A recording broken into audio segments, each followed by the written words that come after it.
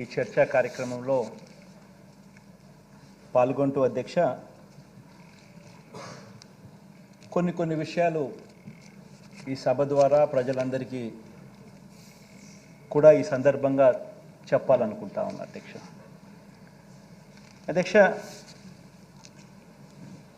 ఇక ఈ బడ్జెట్ సమావేశాలకు సంబంధించిన ప్రస్తావన వస్తే అధ్యక్ష ఇది మన 6వ బడ్జెట్ సమావేశాలు అధ్యక్ష. ఈ సమావేశంలో మనం ప్రవేశపెట్టేది కేవలం ఓట్ ఆన్ అకౌంట్ బడ్జెట్ మాత్రమే ప్రవేశపెడతా ఉన్నాం. సాంప్రదాయాలకు గౌరవం ఇస్తూ తాత్కాలికంగా మరో 3 నెలల పాటు అంటే ఏప్రిల్ మే జూన్ మాసాలకు సంబంధించిన బడ్జెట్కు ఆమోదం తెలిపే విధంగా అడుగులు ముందుకు వేస్తూ ఉన్నాం అధ్యక్ష. ఇక ఇదే బడ్జెట్కు మరింత మెరుగులు దిద్ది మళ్ళీ కొలువు తీరబోయే మనందరి ప్రభుత్వం 2024 జూన్లో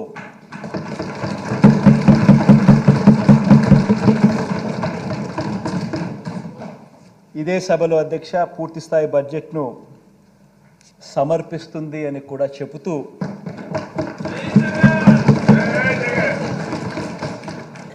గవర్నర్ ప్రసంగానికి ధన్యవాదాలు తెలిపే తీర్మానం మీద ఇక ఆ చర్చలోకి వెళ్తా ఉన్నాం అధ్యక్ష.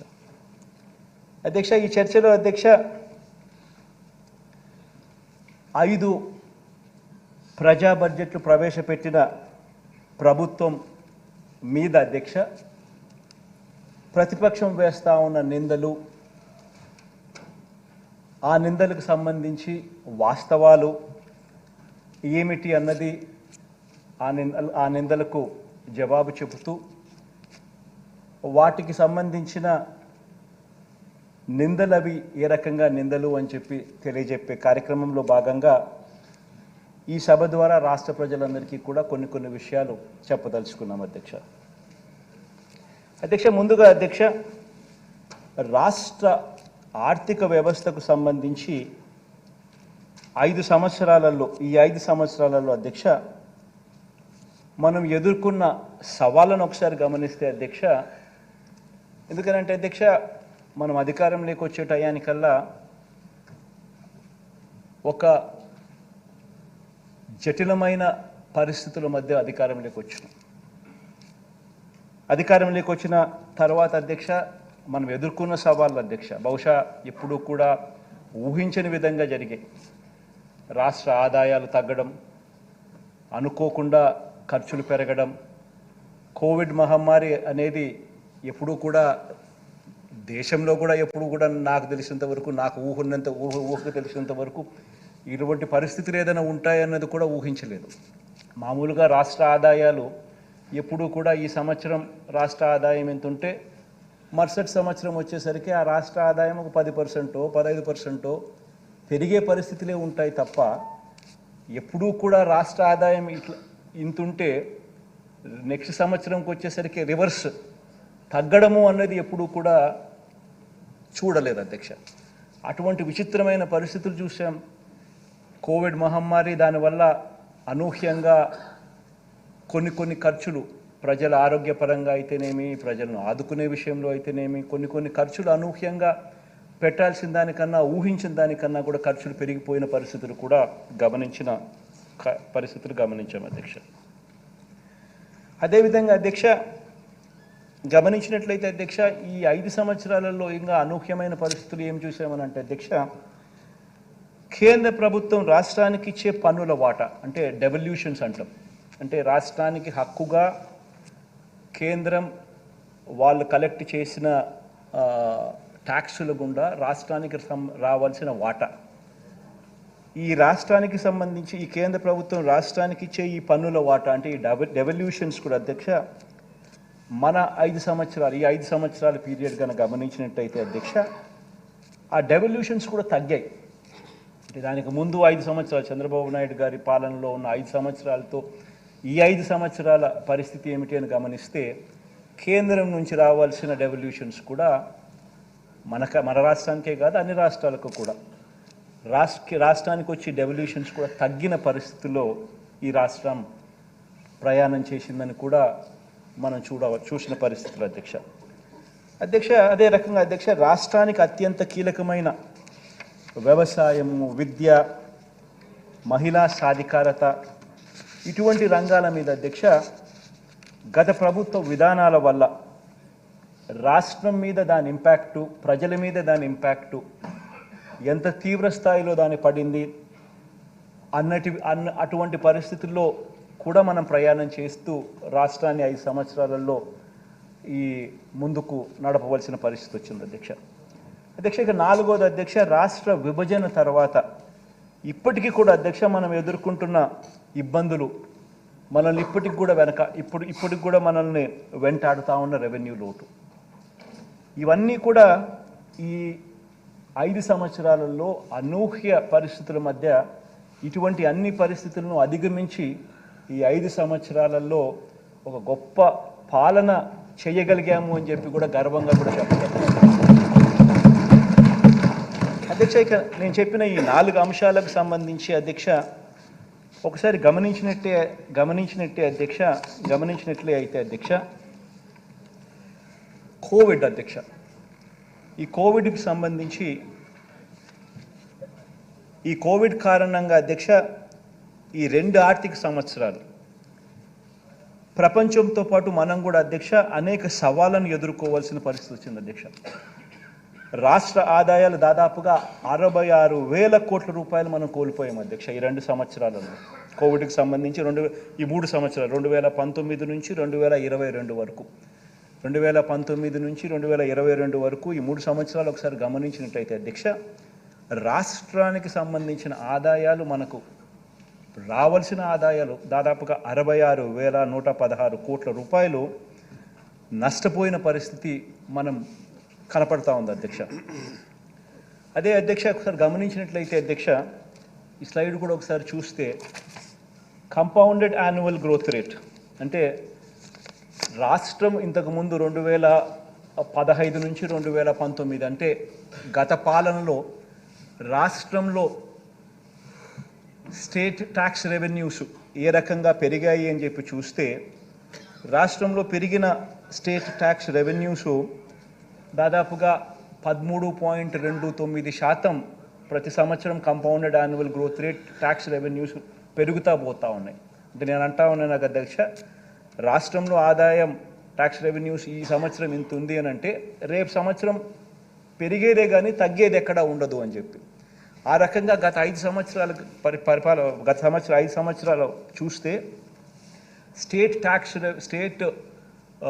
Compounded annual growth rate of state tax revenues పెరుగుదల చూస్తే 13.29%గా ఉంది అధ్యక్ష. అదే పెరుగుదల అదే మాదిరిగానే అదే పర్సంటేజ్ 13.29% గ్రోత్ రేట్తో అడుగులు ముందుకు పడిందంటే ఆదాయం రాష్ట్ర ప్రభుత్వానికి ఈ ట్యాక్స్ రెవెన్యూస్ రూపకంలో 2,24,603 కోట్ల రూపాయలు రావాల్సింది అధ్యక్ష. ఆ 3 సంవత్సరాలకు కలిపి 2019, 20, 20, 21, 22 సంబంధించి అయితే రాష్ట్రానికి వచ్చింది ఎంత అని అంటే కేవలం 1,85,687 కోట్ల రూపాయలు మాత్రమే రాష్ట్రానికి ఆదాయం వచ్చింది ఈ ట్యాక్స్ రెవెన్యూస్ రూపకంలో. అంటే రాష్ట్రం ఈ 3 సంవత్సరాలలో నష్టపోయినది ట్యాక్స్ రెవెన్యూస్ రూపకంలో కోవిడ్ మహమ్మారి వల్ల 38,916 కోట్ల రూపాయలు రావాల్సిన ఆదాయంలో రాష్ట్రం నష్టపోయిన పరిస్థితులు అక్కడ కనిపిస్తూ ఉంటే, రెండో వైపున గమనించినట్లయితే అధ్యక్ష compounded annual growth rate central గవర్నమెంట్కి కూడా వాళ్ళ ట్యాక్స్ రెవెన్యూస్ కూడా ఏదైతే పెరుగుదల 12.76% పెరుగుదలతో వాళ్ళకు గత 5 సంవత్సరాలలో వాళ్ళకు ఉంటే వాళ్ళకు కూడా ఇదే మాదిరిగానే దెబ్బపడి వాళ్ళు స్టేట్ గవర్నమెంట్స్కి ఇచ్చే డెవల్యూషన్స్ కూడా వాళ్ళు కూడా ఇవ్వలేకపోయారు.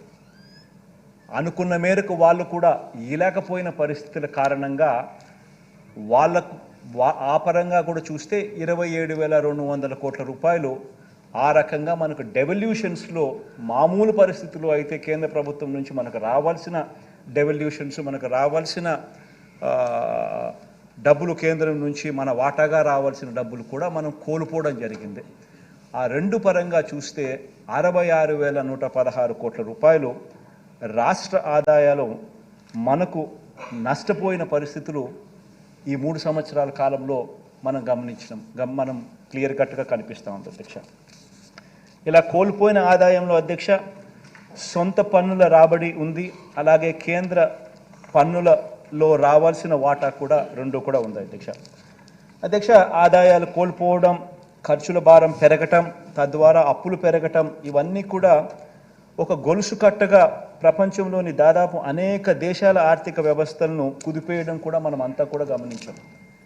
దీనివల్ల ఏం జరిగింది అని అంటే అధ్యక్ష, దీని ఇంపాక్ట్ ఆఫ్ దిస్ ఇస్ ఆదాయాలు కోల్పోవడం, ఖర్చులు పెరగడం. ఈ రెండిటి వల్ల ఏం జరిగింది అని అంటే ఏం జరిగిందనంటే దేశమే కాదు అధ్యక్ష, ఇతర దేశాలు కూడా, including our country, including every state, including country, including దేశాలు కూడా, అందరూ కూడా అప్పులు పెరగటం, ఇవన్నీ కూడా ఒక గొలుసు కట్టుగా ప్రపంచంలోని దాదాపు అనేక దేశాల ఆర్థిక వ్యవస్థలను కుదిపేయటం కూడా మనం అంతా చూసాం.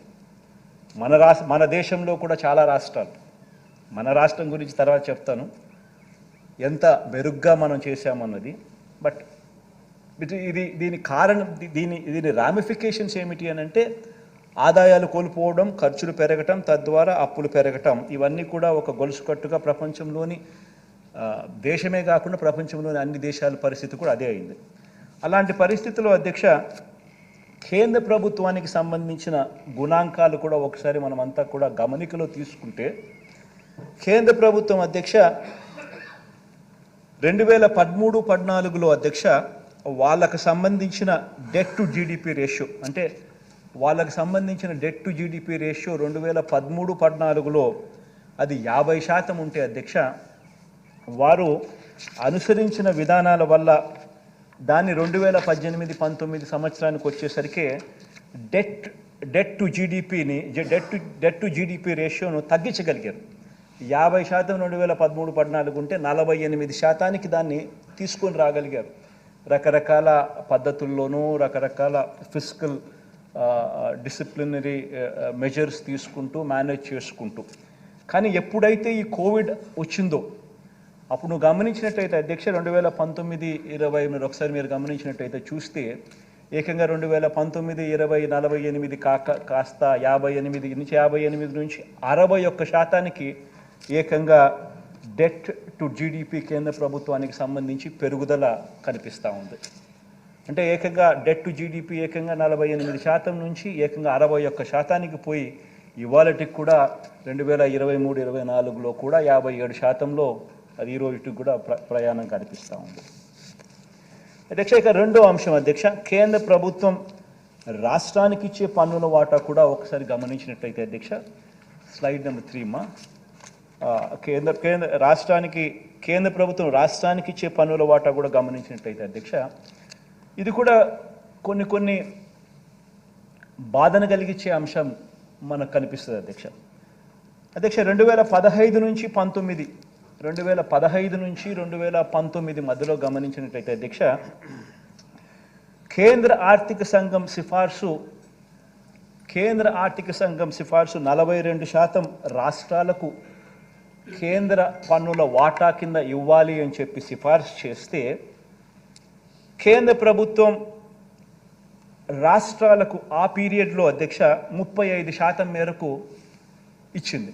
అంటే చంద్రబాబు నాయుడు గారి హయాంలో చంద్రబాబు నాయుడు గారికి కనీసం ఆ మేర కన్నా కూడా బెనిఫిట్ వచ్చింది. అంటే డెవల్యూషన్స్, కేంద్రం నుంచి రావాల్సిన పన్నుల వాటా ఆర్థిక సంఘం సిఫార్సు 42% చేసినప్పటికీ కూడా కనీసం 35% అన్న వాళ్ళు ఇచ్చినారు. వాస్తవం ఏమిటనంటే ఫైనాన్స్ కమిషన్ రికమెండేషన్స్ ఏదైతే 42% చేసినారో ఆ చేసినది రాష్ట్రానికి మొత్తంగా 42% ఇస్తే ఏ రాష్ట్రమైనా కూడా సంతోషపడుతుంది. ఎందుకనంటే అది సిఫార్సు, దట్ ఈస్ వాట్ ఆర్థిక సంఘం సిఫార్సు. అయితే కేంద్రం అధ్యక్ష రాను సెస్సులని, సర్ఛార్జులని ఇటువంటివన్నీ వేయడం వల్ల ఈ సెస్సులు, ఈ సర్ఛార్జులు ఇవన్నీ కూడా ఈ ట్యాక్స్ డెవల్యూషన్ బ్రాకెట్లోకి రావు. అది నేరుగా వాళ్ళే తీసుకోవడం జరుగుతుంది 100% దాంట్లో వచ్చిన ఆదాయం. కాబట్టి రాష్ట్రాలకు వచ్చే ఆదాయాలు తగ్గుతా వస్తూ ఉన్నాయి. అదే ఒకసారి గమనిస్తే అధ్యక్ష 13th ఫైనాన్స్ కమిషన్ గమనిస్తే 13th ఫైనాన్స్ కమిషన్ పీరియడ్లో కేంద్ర ఆర్థిక సంఘం సిఫార్సు 32% చేస్తే అప్పట్లో 28% రాష్ట్రాలకు ఇచ్చే పరిస్థితి. అదే 14th ఫైనాన్స్ కమిషన్ 14వ ఆర్థిక సంఘం సిఫార్సు 42% చేస్తే కనీసం దాంట్లో 35% అన్నా కానీ కనీసం రాష్ట్రాలకు ఇచ్చే పరిస్థితి. కానీ మన దగ్గరికి వచ్చేసరికి అధ్యక్ష 15వ ఆర్థిక సంఘం సిఫార్సు 41% అన్నా కనీసం రాష్ట్రాలకు ఇవ్వండి అని చెప్పి సిఫార్సు చేస్తే మన కర్మ కొద్దీ 31.5% మాత్రమే కేంద్రం డెవల్యూషన్స్ నుంచి రాష్ట్రాలకు ఇస్తూ ఉన్న పరిస్థితి మనకు కనిపిస్తూ ఉంది. అంటే అధ్యక్ష దాని అర్థం ఏమిటంటే అధ్యక్ష గతంలో చంద్రబాబు నాయుడు గారి పీరియడ్లో కనీసం 35% అన్నా వచ్చే డెవల్యూషన్స్ మన దగ్గరికి వచ్చేసరికి అది 31.5% పడిపోయింది.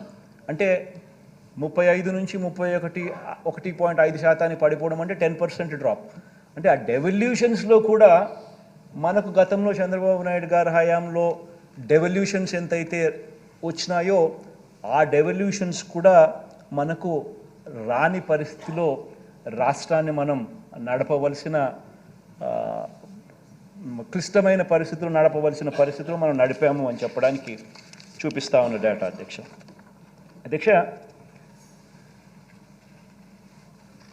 అదేవిధంగా అధ్యక్ష కేంద్ర ప్రభుత్వం నుంచి అధ్యక్ష రాష్ట్రానికి ఫైనాన్స్ కమిషన్ సిఫార్సుల ప్రకారం రావాల్సిన పన్నుల వాటా అన్నది అధ్యక్ష గత 5 సంవత్సరాలలో ఒకసారి గమనించినట్లయితే ఇది డెవల్యూషన్స్ అధ్యక్ష అంటే కేంద్రం నుంచి రాష్ట్రానికి హక్కుగా రావాల్సిన వాటా 2018-19లో మీరు గమనిస్తే 32,000 వస్తే 2019-20 వచ్చేసరికి మామూలుగా ప్రతి సంవత్సరం పెరుగుతుంది. ఎందుకంటే ప్రతి సంవత్సరం కేంద్రానికి సంబంధించిన ఆదాయాలు పెరుగుతాయి. ఆ ఆదాయాల పెరుగుదల వల్ల రాష్ట్రాలకు వచ్చే ఆదాయాలు కూడా వాళ్ళు ఆటోమేటిక్ ప్రపోర్షనెట్గా పెరిగి రాష్ట్రానికి ప్రతి సంవత్సరం కూడా న్యాచురల్గా ఎక్కువ డబ్బులు వస్తాయి. కానీ గమనిస్తే 2018-19లో 32,780 కోట్లు రాష్ట్రానికి వస్తే 2019-20లో 28,000 కోట్లకు తగ్గింది. 2020-21 వచ్చేసరికి అది 24,460 కోట్లకే పడిపోయింది. కోవిడ్ కావచ్చు, ఇంకా రకరకాల కారణాలు కావచ్చు, ఏదైనా కానీ పడిపోయిన పరిస్థితులు గమనిస్తూ ఉన్నాం. అది మళ్ళీ 2021-22కు 36,000 కోట్లకు చేరింది. ఇప్పుడు 2022-23కు 38,000 కోట్లకు స్లోలీ మళ్ళా బేస్ ఫ్యాక్టర్ తగ్గినప్పటికీ మన స్లోలీ ఇప్పుడు కాస్త కుదుట పడతా వస్తూ ఉంది అధ్యక్ష.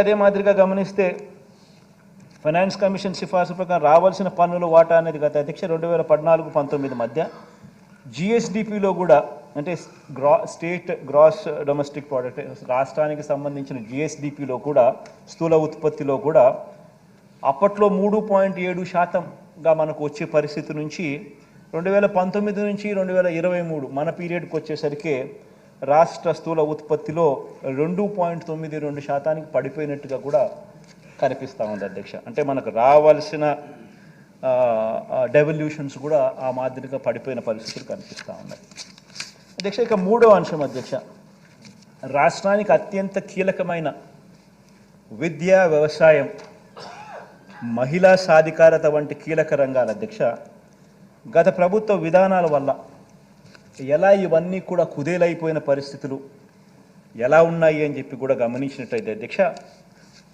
చూస్తే అధ్యక్ష విద్యారంగాన్ని తీసుకుంటే అధ్యక్ష కేంద్ర ప్రభుత్వం విడుదల చేసిన గణాంకాల ప్రకారం అధ్యక్ష ఇది 2018 మార్చిలో రిలీజ్ చేసిన డేటా అధ్యక్ష. ఈ 2018లో ఈ డేటాను రిలీజ్ చేస్తే ఆ డేటా ఒకసారి గమనించినట్లయితే అధ్యక్ష జీఈఆర్ రేషియో అంటే గ్రాస్ ఎన్రోల్మెంట్ రేషియో గమనించినట్లయితే ఇది ఈ ప్రైమరీ ఎడ్యుకేషన్కి సంబంధించిన డేటా అధ్యక్ష. ఒకసారి గమనించినట్లయితే జాతీయ సగటున 96.91 ఉంటే మన రాష్ట్రంలో 83.29%. చాలామందికి అనిపిస్తుంది అమ్మఒడి అనేది ఎట్లొచ్చింది బుర్రలోకి. ఈ డేటా చూస్తే ఎవరికైనా కూడా అమ్మఒడి అనేది ఎంత అవసరమో అనేది ఎవరికైనా అర్థమవుతుంది అధ్యక్ష. ఎందుకంటే అధ్యక్ష ఈ డేటా రిలీజ్ అయింది అధ్యక్ష 2018 మార్చిలో ఈ డేటా రిలీజ్ అయింది. ఈ డేటా గమనించినట్టయితే అధ్యక్ష ప్రైమరీ స్కూల్స్లో జీఈఆర్ అంటే ఎన్రోల్ అయ్యే పిల్లల వివరాలను గమనిస్తే జాతీయ యావరేజ్ 96.91 ఉంటే 96.91 ఉంటే మన రాష్ట్రంలో వచ్చేసరికి 83.29తో రాష్ట్రంలో అధ్యక్ష 36 రాష్ట్రాలు యూనియన్ 29 రాష్ట్రాలు ప్లస్ 7 యూనియన్ టెరిటరీలు అంటే మొత్తం 36 ఉంటే అధ్యక్ష యూనియన్ టెరిటరీస్ అండ్ రాష్ట్రాలు పుట్ టుగెదర్ మన రాష్ట్రం we were figuring ourselves in the bottommost 32 అంటే చివరి బాటంలో 32 ర్యాంక్లో మనం ఉన్నాం 36లో. ఆ రకమైన అధ్వానమైన పరిస్థితిలో మనం ఉన్న పరిస్థితి కనిపిస్తుంది అధ్యక్ష. అంటే అటువంటి పరిస్థితిలో మనం రావడం జరిగింది. అటువంటి పరిస్థితిలో ఎడ్యుకేషన్ మీద మనం ట్రస్ట్ ఇవ్వడం ఎంత అవసరమో మనం భావించి ట్రస్ట్ ఇవ్వడం మొదలుపెట్టడం జరిగింది అధ్యక్ష. అధ్యక్ష సిమిలర్లీ అధ్యక్ష రైతుల పరిస్థితి కూడా ఒకసారి గమనించినట్టయితే అది కూడా అంతే అధ్యక్ష.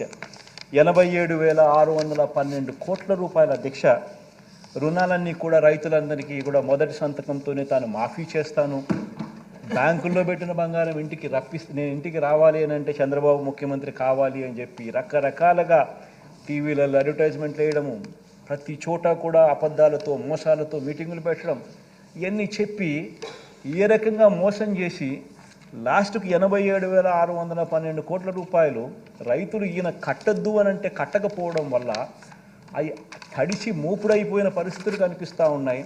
బ్యాంకుల్లో పెట్టిన బంగారం ఇంటికి రాని పరిస్థితి కనిపిస్తూ ఉంది. ఏకంగా ఈయన ఎంత చేశాడు అని అంటే మొట్టమొదటి సంతకం రుణమాఫీ అని చెప్పిన వ్యక్తి మొట్టమొదటి సంతకం రుణమాఫీ కదా దేవుడు ఎరుగు 5 ఏళ్ళు కలిపి కూడా కేవలం 15,000 కోట్ల రూపాయలు కూడా రైతులకు ఇవ్వని పరిస్థితి అధ్యక్ష. దీంతో రైతులు జీవితాలే నిజంగానే అగమ్యగోచరంగా కూడా తయారైన పరిస్థితులు కూడా మనం అంతా మన కళ్ళతోనే మనం చూసాం. బ్యాంకుల్లో పెట్టిన బంగారు ఏ రకంగా వేలం వేయడం కూడా మన కళ్ళారా మనం కూడా చూసాం అధ్యక్ష. అదే మాదిరిగా అధ్యక్ష పొదుపు సంఘాలకు సంబంధించి కూడా అదే పరిస్థితి.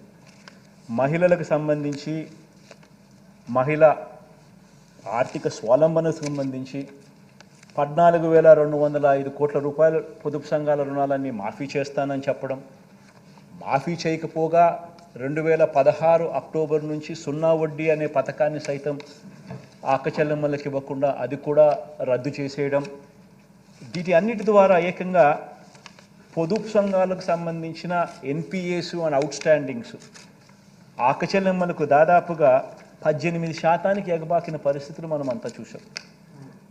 ఏ గ్రేడ్ బి గ్రేడ్ సంఘాలు పూర్తిగా పక్కకెళ్ళిపోయి అన్నీ కూడా దిగజారిపోయిన పరిస్థితుల్లో కూడా ఆ సంఘాల పరిస్థితులు మనం గమనించడం. ఇవన్నీ కూడా ఇలాంటి పరిస్థితుల్లో మనం రాష్ట్రాన్ని మన పరిపాలన చేసే కార్యక్రమం మనం ముందుకు వేయాల్సి వచ్చింది. దానికి తగ్గట్టుగానే మహిళలకు సంబంధించి వాళ్ళ కాళ్ళ మీద నిలబెట్టే దిశగా ప్రతి అడుగు కూడా ఇలాంటి పరిస్థితుల్లో వేయాల్సి వచ్చింది అధ్యక్ష. ఇక మనం అధికారంలోకి వచ్చేసరికి అధ్యక్ష పరిస్థితులు గమనించినట్లయితే ఇంకొక న్యాయమైన పరిస్థితిలో మనం ఎక్కడ అధికారంలోకి వచ్చినామంటే అధ్యక్ష రాష్ట్ర విభజన తర్వాత ఇప్పటికీ కూడా అధ్యక్ష మనం ఎదుర్కొంటున్న అనేక ఇబ్బందుల్లో అధ్యక్ష మనల్ని వెంటాడుతూ ఉన్న రెవెన్యూ లోటును ఆ రెవెన్యూ లోటుకు మూలాలను కూడా ఒకసారి గమనించినట్లయితే అధ్యక్ష 60 ఏళ్ళుగా అధ్యక్ష మనమంతా కూడా కలిసికట్టుగా ఉమ్మడి ఆస్తిగా నిర్మించుకున్న హైదరాబాద్ నగరం అధ్యక్ష. It's an economic power house అధ్యక్ష. నేను మాటికి నేను విశాఖపట్నం అని ఎందుకు చెప్తాను అని అంటే ఎందుకు అంతగా దాని గురించి ప్రస్తావిస్తానంటే దానికి కారణం ఏంటి అధ్యక్ష, ప్రతి రాష్ట్రానికి ఒక ఎకనామిక్ పవర్ హౌస్ ఉండాలి. ఒక ఎకనామిక్ పవర్ హౌస్ అనేది రాష్ట్రానికి లేకపోతే ఒక హైదరాబాదో ఒక బెంగళూరు ఒక చెన్నైయో ఇటువంటి నగరాలు ఏ రాష్ట్రానికైనా లేకపోతే రాష్ట్రానికి సంబంధించిన ఆదాయాలు ఎప్పటికీ పెరగవు. రాష్ట్రానికి సంబంధించిన ఆదాయాలు ఎప్పటికీ కూడా పెరగవు. దానికి నిదర్శనమే అధ్యక్ష ఏ రకంగా మనం హైదరాబాద్ కోల్పోయి ఏ రకంగా మనం నష్టపోయినాము అది చూపించే డేటా అధ్యక్ష విభజన కారణంగా అధ్యక్ష ఒకసారి గమనించినట్లయితే అధ్యక్ష దాంట్లో ఆ స్లైడ్ గమనించినట్లయితే అధ్యక్ష విభజన కారణంగా అధ్యక్ష స్థూల ఉత్పత్తి పరంగా అంటే జిఎస్డిపి పరంగా ఒకసారి గమనించినట్లయితే కంబైన్డ్ రాష్ట్రానికి సంబంధించిన జిఎస్డిపి 17,31,148 కోట్లు 2018-19లో ఉంటే 50% మనకు తెలంగాణకు ఇంకొక 50% కనిపిస్తూ ఉంది. కానీ అక్కడ చూడాల్సింది ఏమిటంటే అధ్యక్ష ఆ 50% 58% జనాభాకు, ఈ 50% 42% జనాభాకు. ఇది చాలా చాలా ఇంపార్టెంట్ అంశం అధ్యక్ష. ఎందుకంటే దీని ఇంపాక్ట్ ఏమిటి అని అంటే రాష్ట్రం ప్రతి సంవత్సరం 13,000 కోట్లు నష్టపోతుంది. 58% జనాభాకు 50% జిఎస్డిపిలో వాటా, ఇంకొక 50% వాటా 42% జనాభాకు. The impact of that is రాష్ట్రం 13,000 కోట్ల రూపాయలు నష్టపోతా ఉన్న పరిస్థితి ప్రతి సంవత్సరం. ఇంకా ఒక సైడ్ గమనించినట్టయితే అధ్యక్ష జనాభా చూస్తే మంది 5,14,00,000 2018-19లో, తెలంగాణలో 3,63,00,000. అది జనాభా పరంగా కనిపిస్తూ ఉంది. రాష్ట్ర విభజన వల్ల అధ్యక్ష తలసరి ఆదాయం తగ్గిపోయింది. తలసరి ఆదాయం అధ్యక్ష రాష్ట్ర విభజన వల్ల తెలంగాణలో 2,36,000 తలసరి ఆదాయంగా అక్కడ వాళ్ళకుంటే మన ఆదాయం 1,69,000 మాత్రమే ఉన్న పరిస్థితి మనకు కనిపిస్తూ ఉంది, మన తలసరి ఆదాయం అధ్యక్ష. అదే రకంగా అధ్యక్ష స్టేట్స్ ఓన్ ట్యాక్స్ రెవెన్యూస్ అంటే రాష్ట్రానికి ట్యాక్సుల రూపాన వచ్చే ఆదాయాన్ని కూడా ఒకసారి గమనించినట్లయితే అది కూడా చూస్తే అధ్యక్ష 2018-19కి వచ్చేసరికి ఆంధ్ర రాష్ట్రం 58% జనాభా పెట్టుకొని స్టేట్స్ ఓన్ ట్యాక్స్ రెవెన్యూస్ 58,000 కోట్లు అయితే, తెలంగాణ 42% జనాభా పెట్టుకొని వాళ్ళ స్టేట్స్ ఓన్ రెవెన్యూస్ 65,000 కోట్లు. తక్కువ జనాభాకు ఎక్కువ ఆదాయం, ఎక్కువ జనాభాకు తక్కువ ఆదాయం స్టేట్స్ ఓన్ రెవెన్యూస్ పరిస్థితి కూడా ఆ మాదిరిగా కనిపిస్తూ ఉంది అధ్యక్ష. ఇక్కడ మోస్ట్ ఇంపార్టెంట్ ఆస్పెక్ట్ ఏంటంటే అధ్యక్ష బాయన్సీ అధ్యక్ష. ట్యాక్స్ బాయన్సీ అనేది వెరీ వెరీ ఇంపార్టెంట్ అంశం. అంటే ఎక్కడికైనా కూడా ఎప్పుడైనా కూడా ట్యాక్సులు ఎప్పుడు పెరుగుతాయి అని అంటే అగ్రేరియన్ ఎకానమీగా ఉన్న మనలాంటి రాష్ట్రాలలో ట్యాక్స్లలో పెరుగుదల తక్కువ ఉంటుంది అధ్యక్ష. ఈ సర్వీసెస్ సెక్టర్ ఎక్కడైతే ఉంటుందో ఈ పెద్ద పెద్ద సిటీస్లో ఈ ఈ ఈ కంప్యూటర్స్ కానీ ఈ ఐటీ కానీ ఇవన్నీ ఎక్కడైతే ఈ సర్వీసెస్ సెక్టర్స్ ఎక్కడైతే ముమ్మరంగా ఉంటుందో ఈ సిటీస్లో అక్కడ tax revenues buoyancy for tax revenues అనేది ఎక్కువ ఉంటుంది. గమనించినట్లయితే అధ్యక్ష ఆ బాయన్సీ ఆఫ్ ట్యాక్స్ రెవెన్యూస్, అందుకే నేను విశాఖపట్నం అని చెప్పి అంత గట్టిగా ఎందుకు అంతగా చెప్తా ఉంటాను అంటే దానికి కారణం అది అధ్యక్ష. ఒకసారి నేషనల్ ఒకసారి నేషన్ యాజ్ అ హోల్గా ఒకసారి గమనించినట్టయితే అధ్యక్ష contribution into GDP from agriculture sector గమనిస్తే 18%. అగ్రికల్చర్ నుంచి జీడిపికి కాంట్రిబ్యూషన్ నేషన్ వైడ్ గమనిస్తే 18% ఉంటే తెలంగాణలో 17% అనుకుంటా. ఆ మాదిరిగా ఉంటే మన రాష్ట్రంలో అగ్రికల్చర్ నుంచి జీడిపికి కాంట్రిబ్యూషన్ 34%. దీనివల్ల ఏమవుతుందనంటే అధ్యక్ష, దీనివల్ల ఏం జరుగుతుందనంటే మంది రైతులతో కూడిన ఎకానమీ. సో దీనివల్ల ఏమవుతుందనంటే ability to generate tax revenues మనకు తగ్గుతుంది. This is inherited legacy. So ఇటువంటి చోట అందుకనే ఇటువంటి చోట హైదరాబాద్ లాంటి నగరం లేకపోవడం ఇంకా దారుణం. దాని దెబ్బకి ఏమవుతుంది అని అంటే బాయన్సీ ఆఫ్ ట్యాక్స్ రెవెన్యూస్ కూడా తక్కువ కావడం. అందుకనే మీరు గమనించినట్టయితే అధ్యక్ష 2018-19కి వచ్చేసరికి మన ఆంధ్ర రాష్ట్రంలో tax revenues states own tax revenues 58,000 కోట్లు అయితే తెలంగాణలో స్టేట్స్ ఓన్ ట్యాక్స్ రెవెన్యూస్ 65,000 కోట్లు. అక్కడ జనాభా 42%, 3.63 crores, మన జనాభా 58% అంటే 5.14 crores. ఇటువంటి ఈ లెగసీ ఎంత దూరం తీసుకొని పోతుందని అంటే అధ్యక్ష, ఈ 58% జనాభాకు స్టేట్స్ ఓన్ ట్యాక్స్ రెవెన్యూస్ 58,000 కోట్లు, ఈ 42% జనాభాకు స్టేట్స్ ఓన్ ట్యాక్స్ రెవెన్యూస్ 65,000 కోట్లు కలెక్ట్ చేసే పరిస్థితిలో ట్రాన్స్లేట్ చేస్తే అధ్యక్ష, రాష్ట్ర ప్రభుత్వం ఈ విభజన వల్ల నష్టపోయింది ఎంత అని అంటే సంవత్సరానికి 13,000 కోట్ల రూపాయలు ఆదాయాల పరంగా మనం నష్టపోయిన పరిస్థితి క్లియర్గా కనిపిస్తూ ఉంది అధ్యక్ష. అధ్యక్ష, ఒక్కొక్కసారి బాధ అనిపిస్తుంది అధ్యక్ష, ఎందుకంటే 13,000 కోట్ల రూపాయలు ప్రతి సంవత్సరం రాష్ట్ర ప్రభుత్వానికి అదనపు ఆదాయంగా వచ్చే పరిస్థితి ఇలానే కొనసాగిందంటే చంద్రబాబు నాయుడు గారు 5 సంవత్సరాలు అంటే 65,000 కోట్లు, మన ఈ 5 సంవత్సరాలు అని అంటే దాదాపుగా 1,30,000 కోట్లు మనకి అదనపు ఆదాయం చేతిలో ఉండిండు. ఈ అదనపు ఆదాయం 1,30,000 కోట్లు మన దగ్గర ఉండింటే మనం ఏమేమో చేసే అవకాశం మనకు కూడా ఎంతగానో వెసులుబాటు ఉండేది. కానీ ఆ వెసులుబాటు అన్యాయంగా మన దగ్గర నుంచి ఆ వెసులుబాటు తీసేయడమే కాకుండా కనీసం ప్రత్యేక హోదా అన్న అంశం అన్న కనీసం చట్టంలో అన్న కనీసం రాసిందంటే, కనీసం చట్టంలో అన్న కనీసం పెట్టుంటే రాష్ట్రాన్ని విడగొట్టేటప్పుడు కనీసం మనం కోర్టుకు పోయినా కానీ కనీసం తెచ్చుకునే అవకాశం ఉండేది. రాష్ట్రాన్ని అడ్డగోలుగా విడగొట్టడమే కాకుండా దాన్ని ప్రత్యేక హోదాను కనీసం చట్టంలో కూడా చేర్చలేదు. దీని దెబ్బకు మన మీద ఆధారపడి ఉండే కేంద్ర ప్రభుత్వం కేంద్రంలో వస్తే తప్పనిచ్చి మన కర్మ కొద్దీ మనకు ప్రత్యేక హోదా అనేది ఒక ఎండమావిగా తయారై కనిపిస్తూ ఉంది అధ్యక్ష. నిజంగా ఒక్కోసారి బాధ అనిపిస్తుంది. కేంద్రంలో ఉన్న ఏ ప్రభుత్వం వచ్చినా కూడా వాళ్ళకు అబ్సల్యూట్ నెంబర్లు రాకూడదు అని చెప్పి మనస్ఫూర్తిగా కూడా కోరుకుంటా ఉన్నాం.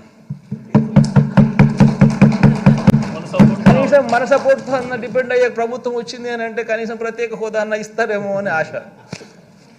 అన్ఫార్చునేట్గా విడగొట్టడమే ఒక అన్యాయం అయితే కనీసం రాష్ట్ర విభజన చట్టంలో దాన్ని పెట్టకపోవడం ఇంకా దారుణం అధ్యక్ష. మన కళ్ళ ఎదుటే కూడా ఇంత దారుణమైన పరిస్థితులు కూడా చూసాం అధ్యక్ష. ఇటువంటి పరిస్థితుల మధ్య అధ్యక్ష, ఇన్ని పరిస్థితుల మధ్య, ఇన్ని ఇబ్బందుల మధ్య, ఇన్ని సవాళ్ళ మధ్య మన ఆర్థిక వ్యవస్థను అధ్యక్ష గత 57 నెలలుగా మనం నడుపుకుంటూ ముందడుగులు వేస్తూ వచ్చాం. ఇటువంటి పరిస్థితుల మధ్య అధ్యక్ష ఏ రకమైన సవాళ్ళు మనం ఎదుర్కొన్నాము, ఈ సవాళ్ళల్లో మనం ఏ రకంగా అడుగులు ముందుకు వేశాము అనేది గమనిస్తే అధ్యక్ష, దేవుడి దయ వల్ల ఇన్ని సమస్యలు మనం ఎదురున్నా, ఇన్ని సమస్యలు మనకున్నా కూడా అధ్యక్ష మన ప్రయాణంలో అధ్యక్ష ఈ 57 నెలల మన ప్రయాణంలో అధ్యక్ష గర్వంగా కూడా చెప్పగలుగుతాం అధ్యక్ష. ఎక్కడా కూడా కరప్షన్ లేకుండా పూర్తిగా వ్యవస్థను మొత్తం ప్రక్షాళన చేసి, గతంలో ఎవరైనా కూడా అధ్యక్ష మన ప్రభుత్వం రాకమునుపు అధ్యక్ష 2019 సంవత్సరానికి ముందు అధ్యక్ష ఎవరైనా కూడా ప్రభుత్వం నుంచి ఇచ్చే ₹1 ఎటువంటి కరప్షను ఎటువంటి వివక్ష లేకుండా ప్రజల చేతుల్లోకి చేరగలుగుతుందా అని చెప్పి ఎవరినైనా ప్రజలను అడిగితే అధ్యక్ష ఎవరు కూడా ఇది జరిగే పని కాదు అని చెప్పే మాటల పరిస్థితి నుంచి ఈరోజు బటన్ నొక్కడం, నేరుగా నా అక్క చెల్లెమ్మల కుటుంబాల ఖాతాల్లోకి డబ్బులు పోతుంది. ఎక్కడ లంచాలు లేవు, ఎక్కడా వివక్ష లేదు. ఏకంగా 2,55,000 కోట్ల రూపాయలు నేరుగా చేయగలిగాం అధ్యక్ష, చేసి చూపించగలిగాం అధ్యక్ష. ఇది ఒక గొప్ప కార్యక్రమం అధ్యక్ష. దీనికి తోడు అధ్యక్ష నాన్ డీబీటీ స్కీమ్స్ కూడా ఒకసారి గమనించినట్లయితే, నెక్స్ట్ స్లైడ్ అమ్మా, స్లైడ్ 8 తీసుకుందాం. నాన్ డీబీటీ స్కీమ్స్ కూడా ఒకసారి గమనించినట్లయితే అధ్యక్ష, నాన్ డీబీటీ స్కీమ్స్లో అంటే మన హౌస్ సైట్స్, ఈ విద్యా కానుక, ఈ ట్యాబ్స్, ఈ పవర్ సప్లై, ఈ సంపూర్ణ పోషణం, గోరుముద్ద, ఈ పీడిఎస్ రైసు, ఇటువంటి నాన్ డీబీటీ స్కీమ్స్ కూడా పరిగణలోకి తీసుకుంటే, ఇళ్ల స్థలాలు ఇటువంటివన్నీ తీసుకుంటే అధ్యక్ష 1,07,000 కోట్ల రూపాయలు నాన్ డీబీటీ కింద కూడా ఇచ్చినాం. ఇదే మనం market value of house sites కన్నా తీసుకుంటే తీసుకుంటే దాదాపుగా 1,76,000 కోట్లు అవుతుంది. కనీసం అంటే మనం ఎందుకంటే అధ్యక్ష మనం మనం ఇంటి స్థలాలు ఇచ్చిన తర్వాత దాన్ని లేఅవుట్ చేసిన తర్వాత అక్కడ ఇల్లు కట్టించే కార్యక్రమం ఏమైనా చేసే కొద్దీ ఆటోమేటిక్లీ హౌస్ సైట్స్ విలువ ఆటోమేటిక్లీ 2.5 లక్షల నుంచి 20 లక్షల దాకా ఆ ఇంటి విలువ కట్టిన తర్వాత పెరిగే పరిస్థితుల్లో కనీసం 2.5 లక్షలు తీసుకున్నా కూడా అదొక మరో 60,000 కోట్ల రూపాయలు అక్కడే క్లియర్ కట్గా పెరుగుదల కనిపిస్తుంది అధ్యక్ష మీకు గొప్పగా చేయగలిగామని చెప్పి కూడా ఈ సందర్భంగా చెప్పగలుగుతున్నాను అధ్యక్ష ఇక రెండో అంశం అధ్యక్ష ఇక మనందరి ప్రభుత్వంలో అధ్యక్ష జనరల్గా కూడా ఈ మనకు శత్రువులు ఎక్కువ అధ్యక్ష అన్ఫార్చునేట్గా ఈనాడు ఆంధ్రజ్యోతి TV5 గోల చేసే వాళ్ళు కూడా ఎక్కువే ఒకే అబద్ధాన్ని 100 సార్లు చెప్పిందే చెప్పి అదే నిజమని చెప్పి భ్రమ కల్పించే కార్యక్రమం చేసేవాళ్ళు కూడా మనకు అన్ఫార్చునేట్గా మనకు ఎక్కువే. ఇటువంటి వ్యక్తులతో మనం యుద్ధం చేస్తూ ఉంటాం అధ్యక్ష. ఇక్కడ వీళ్ళందరూ అధ్యక్ష చేసే ఇంకొక ఆరోపణ అధ్యక్ష మన మీద మనందరి ప్రభుత్వంలో సంక్షేమ పథకాలే ఎక్కువ, క్యాపిటల్ ఇన్వెస్ట్మెంట్ అనేది తక్కువ అని ఎప్పుడు కూడా మన మీద ఇంకొక ఆరోపణ ఎప్పుడు చేస్తూ ఉంటారు. క్యాపిటల్ ఇన్వెస్ట్మెంట్ మీద మనం తక్కువ ఖర్చు చేస్తూ ఉన్నాం, జగన్ ఎంతసేపు ఉన్న బట్టలను మాత్రమే నొక్కుతాడు అని చెప్పి మన మీద ఇంకొక ఆరోపణ కూడా చేస్తారు అధ్యక్ష. ఇది కూడా శుద్ధ అబద్ధం అధ్యక్ష, ఇది కూడా శుద్ధ అబద్ధం అని చెప్పే ఫిగర్స్ అధ్యక్ష. ఇదంతా ఈ ఫిగర్లన్నీ కూడా all these figures are CAG reports, CAG reports, budget documents అన్ని రిపోర్ట్స్ ఇవన్నీ. ఎంత శుద్ధ అబద్ధం అని అంటే అధ్యక్ష క్యాపిటల్ ఇన్వెస్ట్మెంట్స్ పరంగా అధ్యక్ష చంద్రబాబు నాయుడు గారి హయాంలో సగటున అధ్యక్ష గమనిస్తే యావరేజ్ కింద 15,277 కోట్ల రూపాయలు 227 కోట్ల రూపాయలు వాళ్ళ సంవత్సరానికి క్యాపిటల్ ఇన్వెస్ట్మెంట్ కింద వాళ్ళు ఖర్చు చేస్తే అధ్యక్ష మన ప్రభుత్వం అధ్యక్ష ఈ 57 నెలల కాలంలో ఏటా సగటున 17,757 కోట్ల రూపాయలు మనం ఖర్చు చేస్తాం క్యాపిటల్ ఇన్వెస్ట్మెంట్ కింద అధ్యక్ష. బీట్ నాడు నేడు స్కూల్స్ కానీ, హాస్పిటల్స్ కానీ, ఇరిగేషన్ కానీ, రోడ్స్ కానీ, ఇటువంటివన్నీ అధ్యక్ష ఈ 17,757 కోట్లకు అదనంగా ఇంకొక 3 పోర్ట్లు కడతా ఉన్నాం. రామాయపట్నం అయితేనేమి, మచిలీపట్నం అయితేనేమి, మూలపేట అయితేనేమి, ఆ 3 పోర్ట్లకు సంబంధించిన మరో 12,000 కోట్ల రూపాయలు అదనంగా కూడా మళ్ళీ యాడ్ చేసుకోవాల్సిన పరిస్థితి ఇంకా పెరుగుదల కనిపిస్తుంది.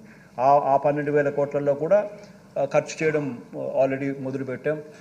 దానికి సంబంధించిన ఖర్చు కూడా ఇంకా అడిషనల్గా యాడ్ అవుతూ పోతూ ఉంటాం. బట్ అది తీసుకోలేదు అధ్యక్ష. తీసుకోకుండానే ఈ 17,757 కోట్ల రూపాయలు 3 పోర్ట్స్ పక్కన పెట్టి కూడా ఈ 17,757 కోట్ల రూపాయలు 17,757 కోట్ల రూపాయలు మనం క్యాపిటల్ ఇన్వెస్ట్మెంట్ కింద మన ప్రభుత్వం సంవత్సరానికి ఖర్చు పెడతా ఉన్న అమౌంట్ అధ్యక్ష.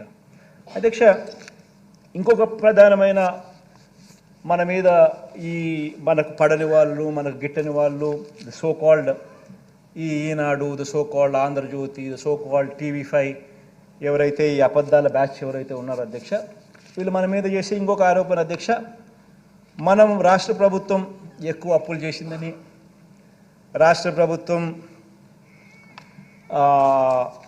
విపరీతంగా జగన్ హయాంలో అప్పులు చేసిందని వాళ్ళు ఇష్టం వచ్చిన నెంబర్లు కూడా చెప్తూ ఉంటాడు అధ్యక్ష. వాడు 10 లక్షల కోట్లు అంటాడు, వాడు 13 లక్షల కోట్లు అంటాడు. నోటికి హద్దు పొద్దు లేదు. నోరు ఏ మాదిరిగా తిరిగితే ఆ మాదిరిగా చెప్పే కార్యక్రమాలు జరుగుతూ ఉన్నాయి అధ్యక్ష. ఒకసారి గమనించినట్లయితే అధ్యక్ష రాష్ట్ర ప్రభుత్వం నేరుగా చేసిన అప్పులు, గ్యారంటీతో కూడా వివిధ కార్పొరేషన్స్, వివిధ సంస్థలకు చేసిన అప్పులు విత్ గవర్నమెంట్ గ్యారంటీస్, ప్రభుత్వ గ్యారంటీలు లేకుండా కూడా ప్రభుత్వ రంగ సంస్థలు చేసిన అప్పులు, ఇవన్నీ కూడా పరిగణలోకి తీసుకుంటే అధ్యక్ష గమనించినట్లయితే అధ్యక్ష 3 స్లైడ్స్ క్లియర్గా కూడా చూపించడం జరుగుతూ ఉంది అధ్యక్ష. ఇవన్నీ కూడా తీసుకుంటే అధ్యక్ష విభజన నాటికి గమనిస్తే అధ్యక్ష ఫస్ట్ కాలం అధ్యక్ష విభజన నాటికి స్టేట్ గవర్నమెంట్ డెట్టు, తర్వాత రెండో కాలంలో విభజన నాటికి 1,18,050 కోట్లు స్టేట్ గవర్నమెంట్ డెట్ ఉంటే అధ్యక్ష స్టేట్ గవర్నమెంట్ గ్యారంటీడ్ డెట్ మరో 14,000 కోట్లు.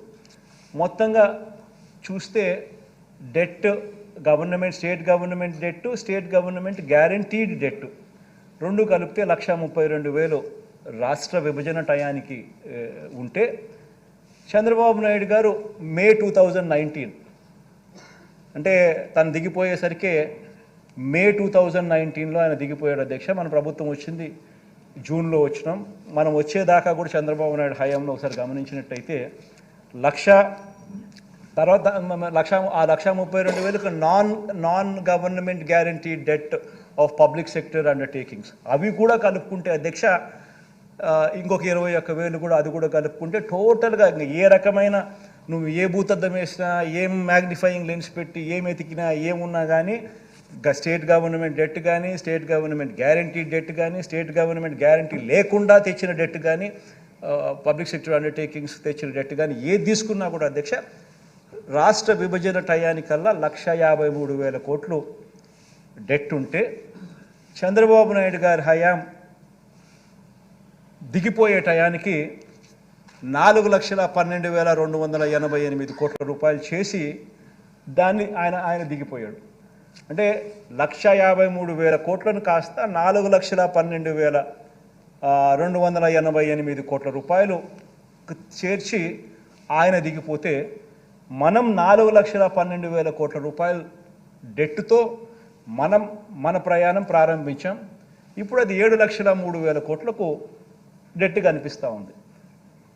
ఒకసారి ఈ కంపౌండెడ్ యాన్యువల్ గ్రోత్ రేట్ ఒకసారి గమనించినట్టయితే అధ్యక్ష డెట్లో ఎవరెవరి హయాంలో ఎంత గ్రోత్ రేట్ నమోదైందని చూస్తే total growth rate and debt చూస్తే ఈ 1,53,000 కోట్లు కాస్త 4,12,000 కోట్లు కావడం అంటే చంద్రబాబు నాయుడు హయాంలో సంవత్సరానికి గ్రోత్ రేట్ 21.87% పెరుగుదల ఉంటే మన హయాంలోకి వచ్చేసరికి కేవలం 12.13% మాత్రమే పెరుగుదల కనిపిస్తూ ఉంది. పైగా అధ్యక్ష చంద్రబాబు నాయుడు టైంలో బటన్లు లేవు, స్కీములు లేవు, మంచి చేసిన పరిస్థితి లేదు, మంచి చేసిన చరిత్ర లేదు. కేవలం అప్పుడు ఉండింది డిపిటి, దోచుకో పంచుకో తినుకో. ఒక ఈనాడుకింత, ఒక ఆంధ్రజ్యోతికింత, ఒక TV5కింత, ఇంకొక దత్తపుత్రుడికింత, ఈయన ఇంత, జన్మభూమి కమిటీలు ఇంతే. ఈ నీళ్ళు మొత్తం పంచుకునే కార్యక్రమం తప్ప ఎక్కడా కూడా బటన్ నొక్కడం కానీ, ప్రజలకు పేదవాళ్ళకు పోవడం కానీ, అక్కచెల్లెమ్మలు ఖాతాల్లోకి వెళ్ళడం కానీ ఎక్కడా జరగలేదు. ఏ అవ్వాతాత కూడా సంతోషంగా లేదు. మన హయాంలో అధ్యక్ష కోవిడ్, ఇంతకుముందు నేను చెప్పినా కదా అధ్యక్ష ఎటువంటి పరిస్థితుల్లో మనం వచ్చినామని చెప్పి. కోవిడ్ వల్ల ఆదాయాలు తగ్గినాయి. కోవిడ్ వల్ల ఆదాయాలు తగ్గినప్పటికీ, కోవిడ్ వల్ల ఇంకా అదనపు ఖర్చు పెరిగినప్పటికీ, అన్నీ జరిగినప్పటికీ, ప్లస్ ఎప్పుడూ ఎవరు ఊహించని విధంగా బటన్ నొక్కే కార్యక్రమం మనం తీసుకొచ్చినప్పటికీ ఇన్ని లక్షల కోట్లు మనం ట్రాన్స్పరెంట్గా, ఎక్కడ కరప్షన్ లేకుండా, వివక్ష లేకుండా ట్రాన్స్పరెంట్గా మనం పారదర్శకంగా ప్రతి అకౌంట్కు మనం చేర్పించిన పరిస్థితుల్లో ఇంత చేసినప్పటికీ కూడా చంద్రబాబు నాయుడు హయాంలో 21.87% compounded annual growth rate of debt ఉంటే మన హయాంలో కేవలం 12.13% మాత్రమే ఉంది అధ్యక్ష. ఇది నిజంగా రికార్డ్ అధ్యక్ష. నేను చూపించినవన్నీ కూడా this is all RBI data, CAG data, state budget documents ఇవన్నీ ఉన్నాయి.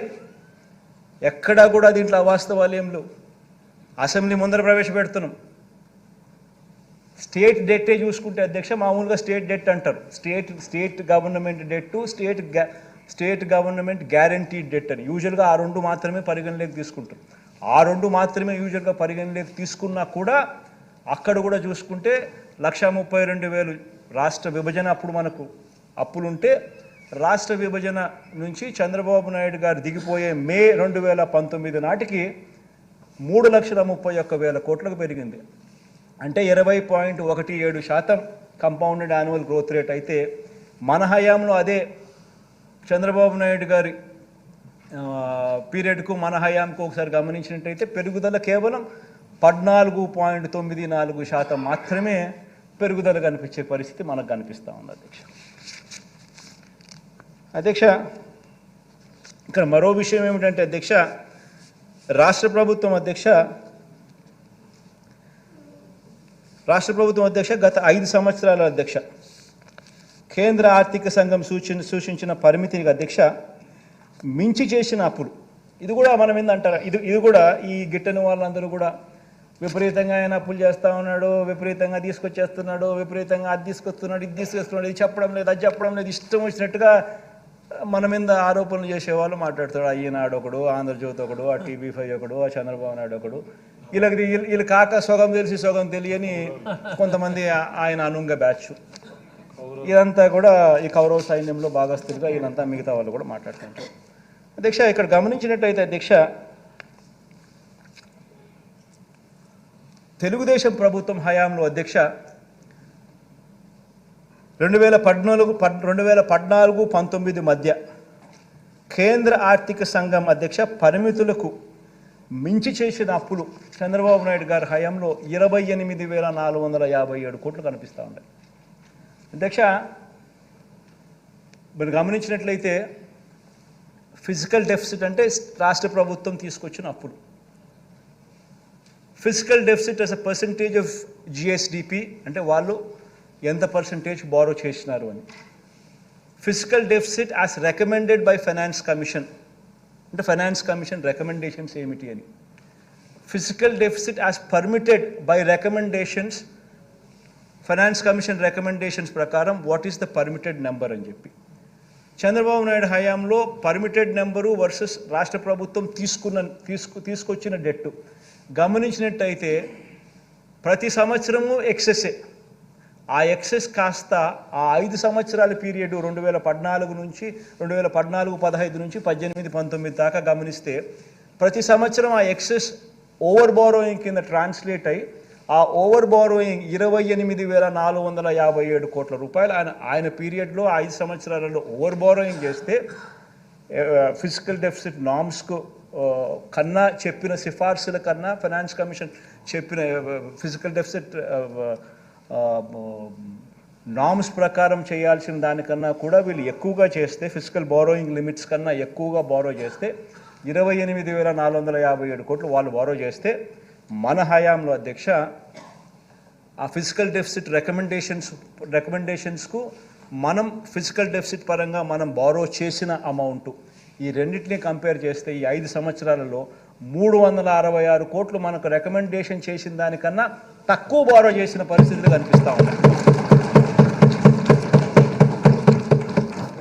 మరి వాస్తవాలు ఇదైతే అధ్యక్ష, ఎప్పుడు చూసినా ఏం చూసినా కానీ ఇష్టం వచ్చినట్టుగా అబద్ధాలు చెప్పడము, అబద్ధాలను నమ్మించాలని ప్రయత్నం చేయడము ఇదే పనిగా పెట్టుకున్నారు అధ్యక్ష. ఇంకొక డేటా కూడా గమనించండి అధ్యక్ష. తెలుగుదేశం పార్టీ ప్రభుత్వం అధ్యక్ష వాళ్ళ హయాంలో అధ్యక్ష వాళ్ళు చేసిన మొత్తం అప్పును వారి స్థూల ఉత్పత్తి అంటే GSDPతో ఒకసారి గమనించినట్లయితే అధ్యక్ష, GSDP అంటే టోటల్గా వాళ్ళు తీసుకొచ్చిన అప్పు వాళ్ళు రాకమునుపు 1,53,000 కోట్లు వాళ్ళు రాకమునుపు ఉన్నారు అధ్యక్ష. వాళ్ళు 5 ఏళ్ల పీరియడ్లో వాళ్ళు 4,12,000 కోట్లకు దాన్ని తీసుకొని పోయినారు అధ్యక్ష. అంటే వాళ్ళు 5 ఏళ్ల పీరియడ్లో వాళ్ళు తీసుకొచ్చిన డెట్ 2,58,941 కోట్లు వాళ్ళు డెట్గా వాళ్ళు తీసుకొచ్చినారు అధ్యక్ష. అదే 5 సంవత్సరాలకు సంబంధించి క్యూములేటివ్ GSDP అంటే ప్రతి సంవత్సరం GSDP ఇన్ని లక్షల కోట్లు ఉంటుంది. ఆ లక్షల కోట్ల మీద నువ్వు ఇంత పర్సెంటేజ్ 3%, 3.5%, 4% పరిస్థితిని బట్టి వాళ్ళు కేంద్ర ప్రభుత్వం సిఫార్సు చేసిన నెంబర్ ఏదైతే ఉంటుందో ఆ నెంబర్ ప్రకారం మీరు అప్పు తెచ్చుకునే మీకు వెసులుబాటు ఉంటుంది. ఆ GSDP నెంబర్స్ ఆ 5 సంవత్సరాలకు కూడా కలిపితే క్యూములేటివ్గా కలిపితే 34,73,475 కోట్ల రూపాయలు అయితే ఈయన తీసుకొచ్చిన అప్పు 2,58,000 కోట్లు 941 కోట్లు అయితే 7.5% ఆయన చంద్రబాబు నాయుడు గారు GSDP మీద క్యూములేటివ్ GSDP మీద ఆయన క్యూములేటివ్గా ఆయన తీసుకొచ్చిన అప్పుల పర్సంటేజ్.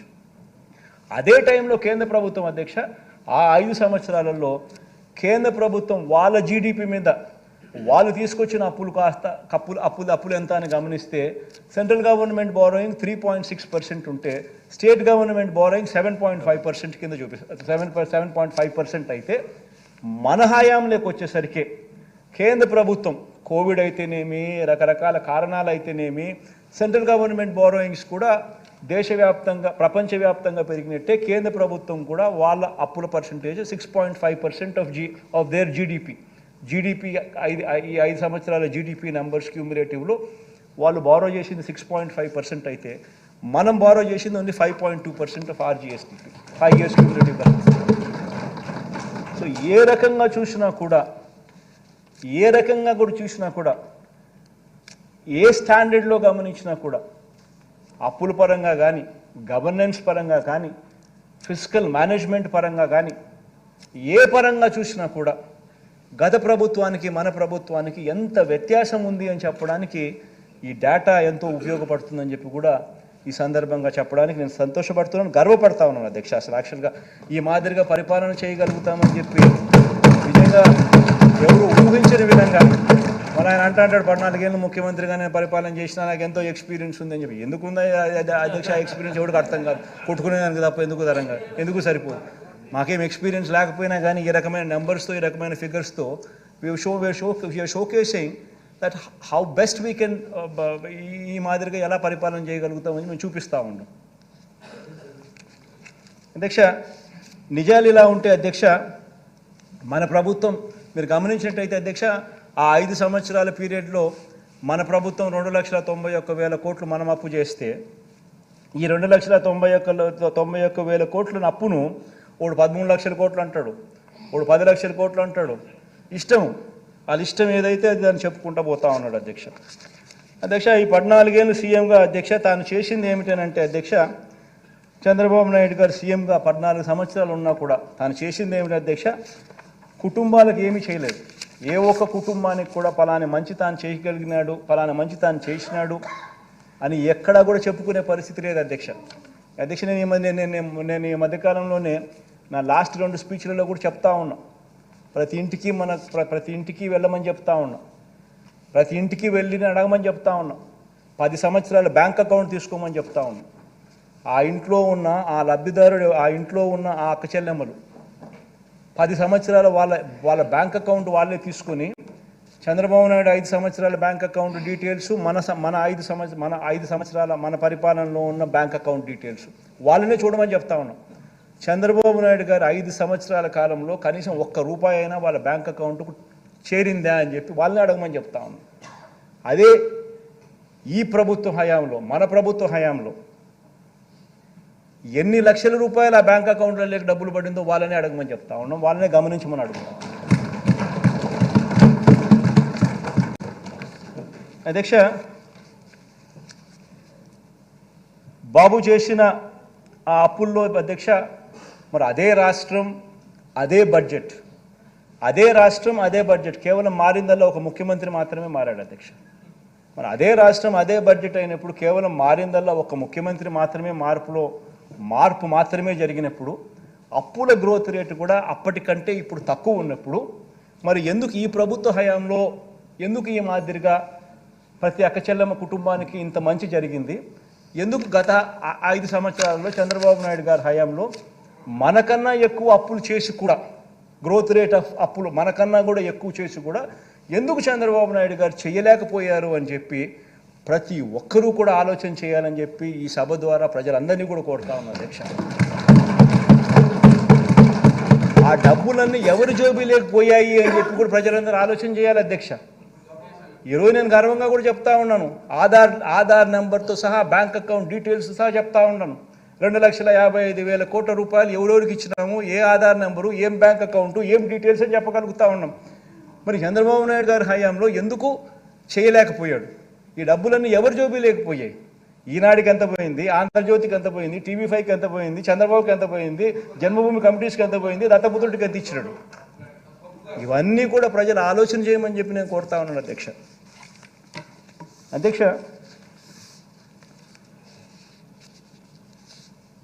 మనం చేయని అప్పును మనం చేసినట్టుగా, తాను చేయని అభివృద్ధిని తానే చేసినట్టుగా మాట్లాడడం నిజంగా ఎంత మటుకు ధర్మం అని చెప్పి కూడా ఈ సందర్భంగా ఈ సభ ద్వారా నేను అడుగుతాను అధ్యక్ష. అంతటి ప్రతికూల పరిస్థితిలో కూడా అధ్యక్ష ఎంతో చిత్తశుద్ధితో, ఎంతో పట్టుదలతో, ఎంతో నిబద్ధతతో అధ్యక్ష రాష్ట్రంలో రైతన్నలకు, రాష్ట్రంలో పిల్లలకు, రాష్ట్రంలో అక్కచెల్లెమ్మలకు, రాష్ట్రంలో అవ్వాతాతలకు, రాష్ట్రంలోని సామాజిక వర్గాల సంక్షేమం కోసం అడుగులు ఏ రకంగా ముందుకు వేశామో ఈ 5 సంవత్సరాల మన పరిపాలనే ఒక నిదర్శనంగా హిస్టరీ విల్ ఆల్వేస్ రిమెంబర్ అని చెప్పి కూడా ఈ సందర్భంగా నేను చెప్తాను.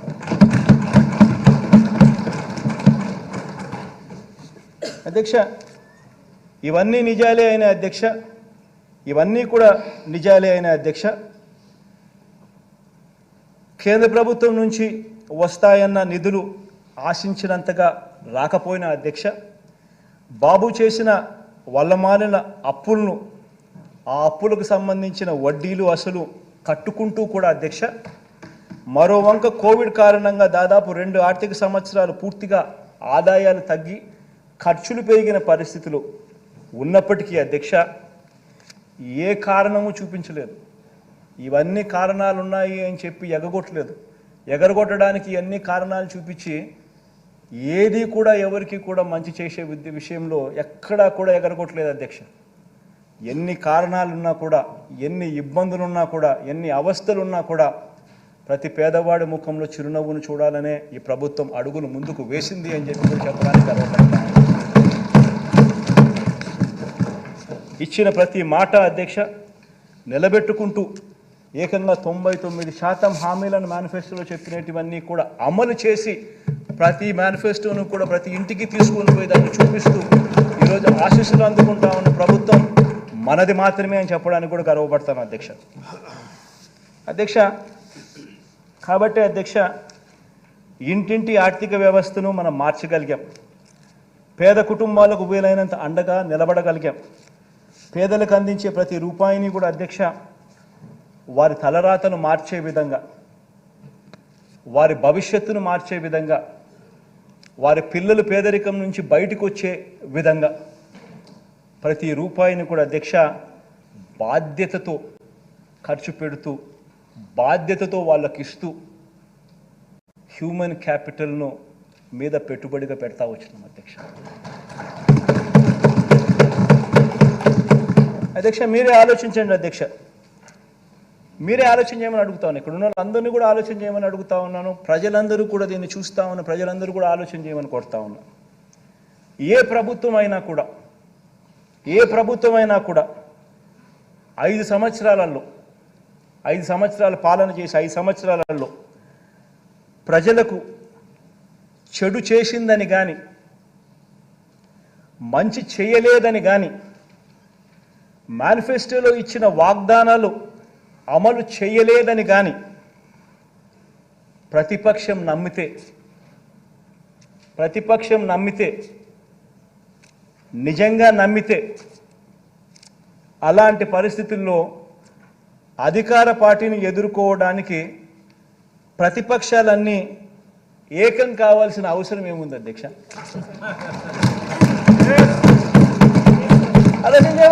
అధ్యక్ష నేను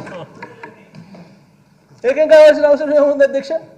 ఎట్టాగో గాలికి ఎగిరిపోతారు. ఏకం కావాల్సిన అవసరం ఏముంది అధ్యక్ష? ఇంతే కదా అధ్యక్ష, జాతీయ పార్టీతో కూడా ప్రత్యక్షంగా ఒకరితోనూ, పరోక్షంగా మరొకరితోనూ, జాతీయ పార్టీలతో కూడా అధ్యక్ష అవగాహన కుదుర్చుకొని కుట్రలతో పరువు దక్కించుకోవాల్సిన పరిస్థితిలో ఈరోజు మన ప్రతిపక్షం ఉందంటే దాని అర్థం ఏమిటి అధ్యక్ష? ఆలోచన చేయమని అడుగుతా ఉన్నా.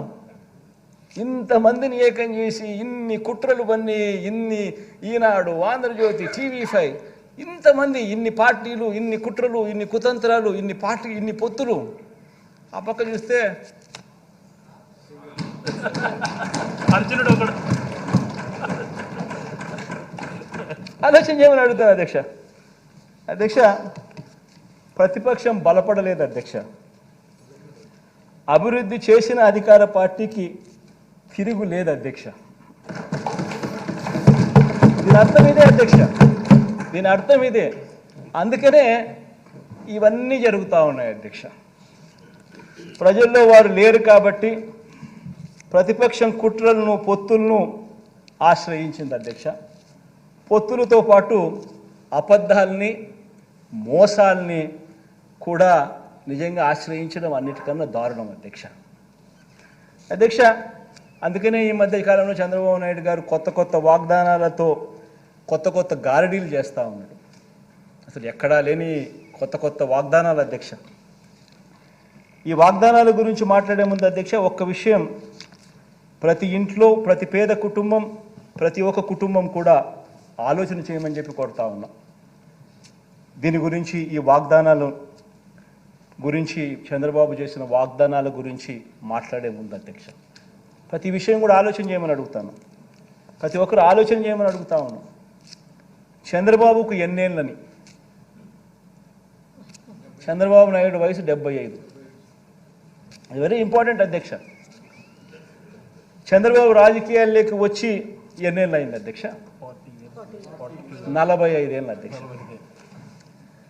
చంద్రబాబు మొదటిసారి సీఎం అయ్యి ఎన్నేళ్ళు అయింది అధ్యక్ష? దాదాపు 30 సంవత్సరాలు అధ్యక్ష.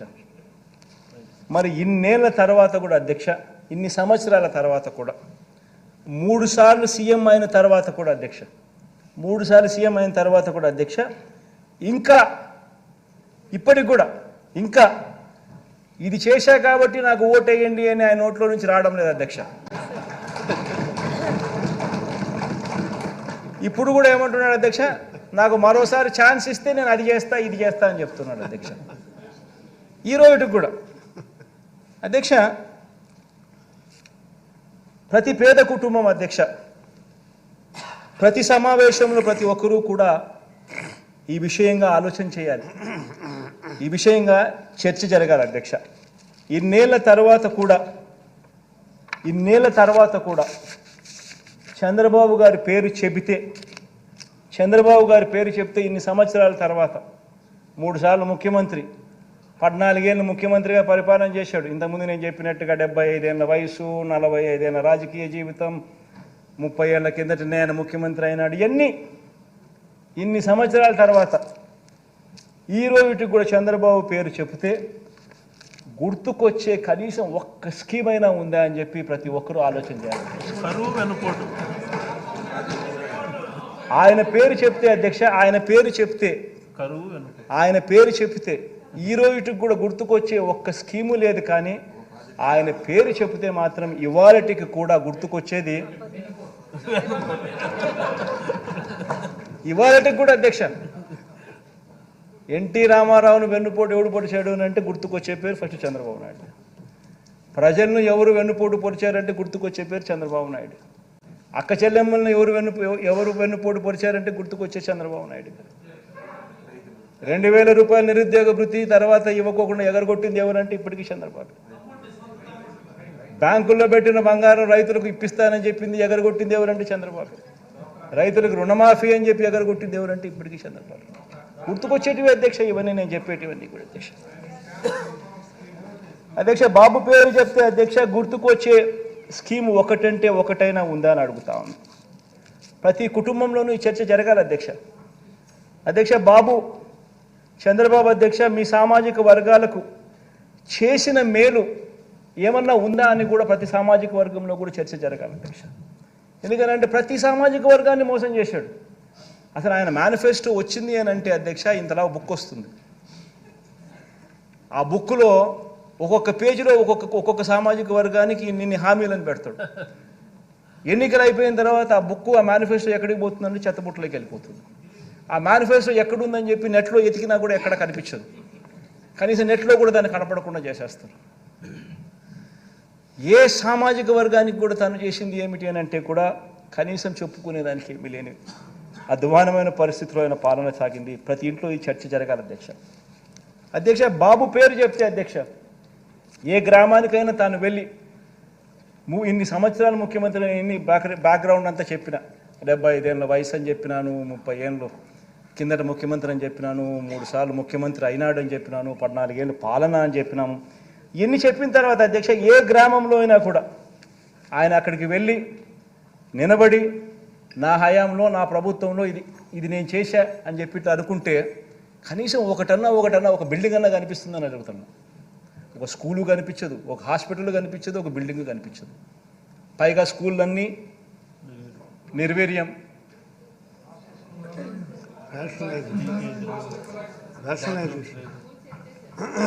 మే స్కూళ్ళల్లో పరిస్థితికి నేను చెప్పాల్సిన పనుల చంద్రబాబు నాయుడు హయాంలో ఏ మాదిరిగా ఉన్నాయి ఆ రకంగా కనిపించే పరిస్థితి అధ్యక్ష. ఎందుకంటే అధ్యక్ష ఇప్పుడు కూడా అధ్యక్ష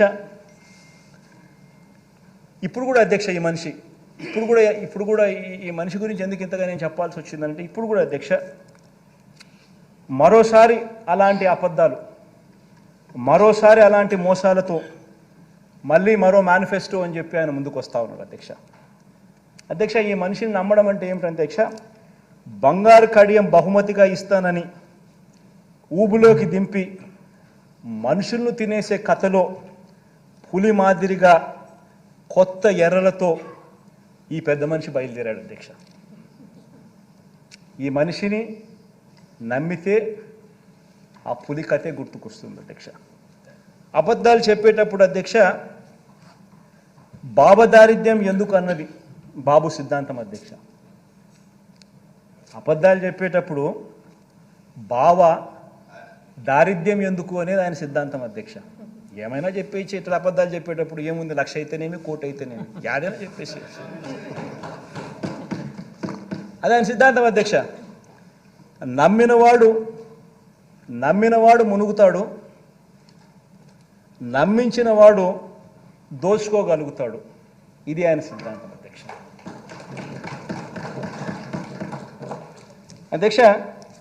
ఈ సిద్ధాంతం ప్రకారమే అధ్యక్ష బాబు ఏం చేస్తున్నాడు అని అంటే అధ్యక్ష, ఇటీవల ఎన్నికలు జరిగిన 4 రాష్ట్రాల ఎన్నికలు జరిగాయి అధ్యక్ష ఇటీవల ఈ మధ్యకాలంలోనే. ఆ 4 రాష్ట్రాలను తీసుకున్నాడు అధ్యక్ష. తీసుకొని ఆ రాష్ట్రాల్లో ప్రజలకు ఆ పార్టీలు ఏ వాగ్దానాలు చెప్పారు, ఏ వాగ్దానాలు బాగా ఇంపుగా ఉన్నాయి అని చెప్పి ఆయన తెప్పించుకున్నాడు అధ్యక్ష. అందులో నుంచి ఒక 6 డజన్ తీసుకున్న అధ్యక్ష వేరే రాష్ట్రాల్లో ఎలాగో ఈయన మాటలు నమ్మరు కాబట్టి మన రాష్ట్రంలో పేదలకు కూడా వేరే రాష్ట్రాల్లో ఎలాగో అక్కడ వాళ్ళ ప్రజలు ఆ పార్టీలకు చెప్పిన వాళ్ళు నమ్మినారు కాబట్టి ఏదో బాగున్నాయని చెప్పి ఈయన కూడా మెంటల్గా ప్రిపేర్ అయ్యి మన రాష్ట్రంలో కూడా అధ్యక్ష పేదలను నమ్మించడం కోసం, మళ్ళీ మోసం చేయడం కోసం అలాంటి కార్యక్రమాలే మన రాష్ట్రంలోకి తీసుకొచ్చేదానికి ఇదే మనిషి చంద్రబాబు నాయుడు గారు ఆ 6 డజన్ హామీలను తీసుకొచ్చారు అధ్యక్ష. హైదరాబాద్లో కూర్చున్నాడు అధ్యక్ష, ఇంట్లో నుంచి కాలు బయట పెట్టలేదు, కేవలం హైదరాబాద్లో కూర్చున్నాడు, ఇంట్లో కూర్చున్నాడు. వాగ్దానాలన్నీ మిగతా 4 రాష్ట్రాల్లో ఎవడోడు ఏమేమి వాగ్దానాలు చేశాడని చెప్పి చూసుకున్నాడు. ఒక 6 డజన్ వాగ్దానాల నుంచి తీసుకొచ్చాడు. ఆ వాగ్దానాలన్నీ కూడా కిచిడి చేసి దాన్ని ఒక మేనిఫెస్టో రూపంలో తీసుకొచ్చాడు అధ్యక్ష. ఈ కిచిడి వండి ప్రజలకు నిజంగా చిత్తశుద్ధి లేదు, ప్రజల మీద చిత్తశుద్ధి లేదు, ఇవన్నీ నిజంగా అమలు చేస్తామా, నిజంగా చేయమా, చేసే అవకాశం ఉందా, పరిస్థితులు ఉన్నాయా, ఆలోచనలు లేవు. కేవలం మోసం చేయడానికి ఏది చెప్పాలా, ఏది చెప్తే ప్రజలను ఈజీగా నమ్మించగలుగుతాం అనే ఒక్క దిక్కుమాలిన ఆలోచనలతో అడుగులు ముందుకు పడతా ఉన్నాయి అధ్యక్ష.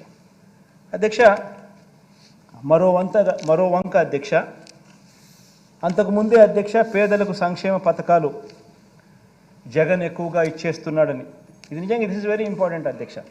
ఎందుకనంటే ఈ మాదిరిగా తను కిచిడి తయారు చేసేటప్పుడు మరో వంక ఒకసారి గమనించినట్టయితే అంతకుముందే పేదలకు సంక్షేమ పథకాలు జగన్ ఎక్కువగా ఇస్తున్నాడని, ఇలా ఇవ్వటం సరికాదని, సంక్షేమ పథకాల వల్ల అభివృద్ధి ఆగిపోతుందని, రాష్ట్రం శ్రీలంక అయిపోతుందని, జగన్ మాదిరిగా డీబీటీ చేస్తే రాష్ట్రం శ్రీలంక అయిపోతుందని ఇదే చంద్రబాబును మోస్తా ఉన్న ఇదే ఈనాడు, ఇదే ఆంధ్రజ్యోతి, ఇదే TV5 ఇదే రాతలు రాసి ఎన్నికల దగ్గరకు వచ్చేసరికి జగన్ ఇంత చెప్పినాడా, నేను ఇంత చెప్తాను అని చెప్పి ఏకంగా మీరు మోసాలు చేసేదానికోసం ఇన్ని చేస్తూ ఉంటే ఆలోచన చేయమని అడుగుతాను అధ్యక్ష. ప్రతి కుటుంబం కూడా దీంట్లో చర్చ జరగాలి. అంటే వీళ్ళకి సిన్సియారిటీ ఎక్కడుంది, వీళ్ళకి చిత్తశుద్ధి ఎక్కడుంది, వీళ్ళకి నిజాయితీ ఎక్కడుంది, ఏదన్నా ఒకటి చెప్తే చేస్తారా అని ప్రజలు నమ్మడానికి వీళ్ళలో ఎక్కడ ఉంది నిబద్ధత అని చెప్పి ప్రతి ఒక్కరు కూడా ఆలోచన చేయాలి అధ్యక్ష. అధ్యక్ష, వీళ్ళు ఏ ఒక్కరూ కూడా అధ్యక్ష అధికారం అన్నది కేవలం ప్రజలకు మంచి చేయడం కోసం వీళ్ళు ఉపయోగపెట్టుకునే దానికోసం రావడం లేదు అధ్యక్ష అధికారంలోకి. వీళ్ళకి అధికారం ఎందుకు కావాలి అని అంటే ప్రజలను మోసం చేయడానికి, వీళ్ళు దోచుకొని పంచుకునే దానికోసం మాత్రమే అధికారం వీళ్ళకి కావాలి అధ్యక్ష. అధ్యక్ష, చంద్రబాబు నాయుడు గారు ఏం హిస్టరీ అయినా గమనించినా కూడా అదే కనిపిస్తుంది అధ్యక్షగా. ఏ మేనిఫెస్టో అయినా చంద్రబాబు నాయుడు గారిని తీసుకోండి. 1994లో చంద్రబాబు నాయుడు గారు తన మేనిఫెస్టోలో చెప్పిన మేనిఫెస్టో తీసుకున్నా ఇవే మోసాలే కనిపిస్తాయి, ఇవే మోసాలే కనిపిస్తాయి. 1999లో తాను ఇచ్చిన మేనిఫెస్టో గమనించినా ఇటువంటి మోసాలే కనిపిస్తాయి. ఇక లేటెస్ట్గా 2014 అయితే అందరికీ బాగా గుర్తుంటాయి. ఆ 2014లో ఇచ్చిన మేనిఫెస్టో మన అందరికీ కూడా గుర్తుంటుంది, ప్రజలందరికీ కూడా గుర్తుంటుంది. ఆ మేనిఫెస్టో కూడా చూస్తే కూడా అవే కనపడతాయి. ఆయన తొలి సంతకాలు అధ్యక్ష, ఆయన తొలి సంతకాలు సామాజిక వర్గాలకు ఇచ్చిన వాగ్దానాలు, రైతులకు ఇచ్చిన వాగ్దానాలు, అక్క చెల్లెమ్మలకు ఇచ్చిన వాగ్దానాలు, పిల్లలకి ఇచ్చిన వాగ్దానాలు, నిరుద్యోగులకు ఇచ్చిన వాగ్దానాలు, ఇలా మొత్తంగా 650 వాగ్దానాలతో మేనిఫెస్టో రిలీజ్ చేసి అందులో కనీసం 10% కూడా అమలు చేయకుండా ఆ మేనిఫెస్టో ఎక్కడుంది అని చెప్తే దాన్ని కూడా కనిపించుకోకుండా వెబ్సైట్లలో నుంచి తీసేసే పరిస్థితిలోకి పోయినాడు అని అంటే ఇలాంటి వ్యక్తి 2024 ఎన్నికల్లో ఇలాంటి వ్యక్తిని నమ్మడం కరెక్టేదా అని చెప్పి ప్రతి ఒక్కరూ ఇంట్లో ఆలోచన చేసుకోవాలి అధ్యక్ష. అధ్యక్ష, ఎలాగో అధ్యక్ష ప్రజలు అధికారం ఇవ్వరన్న నమ్మకంతో అధ్యక్ష బాబు మార్క్ గ్యాంబ్లింగ్ మొదలుపెట్టాడు అధ్యక్ష. ఎట్టాగో ప్రజల అధికారంలోకి ఈయనకి ఎవరు, ఈయన అధికారంలోకి వచ్చేది లేదు, ప్రజలు ఎలాగో ఈయన నమ్మరు కాబట్టి చెప్పే మాటలు గ్యాంబ్లింగ్ తరహాలో చెప్పడం మొదలుపెట్టాడు అధ్యక్ష. వేరే రాష్ట్రాల్లో పనిచేసిన వాగ్దానాలన్నీ కూడా పట్టుకొని ప్యాకాటకు దిగాడు అధ్యక్ష.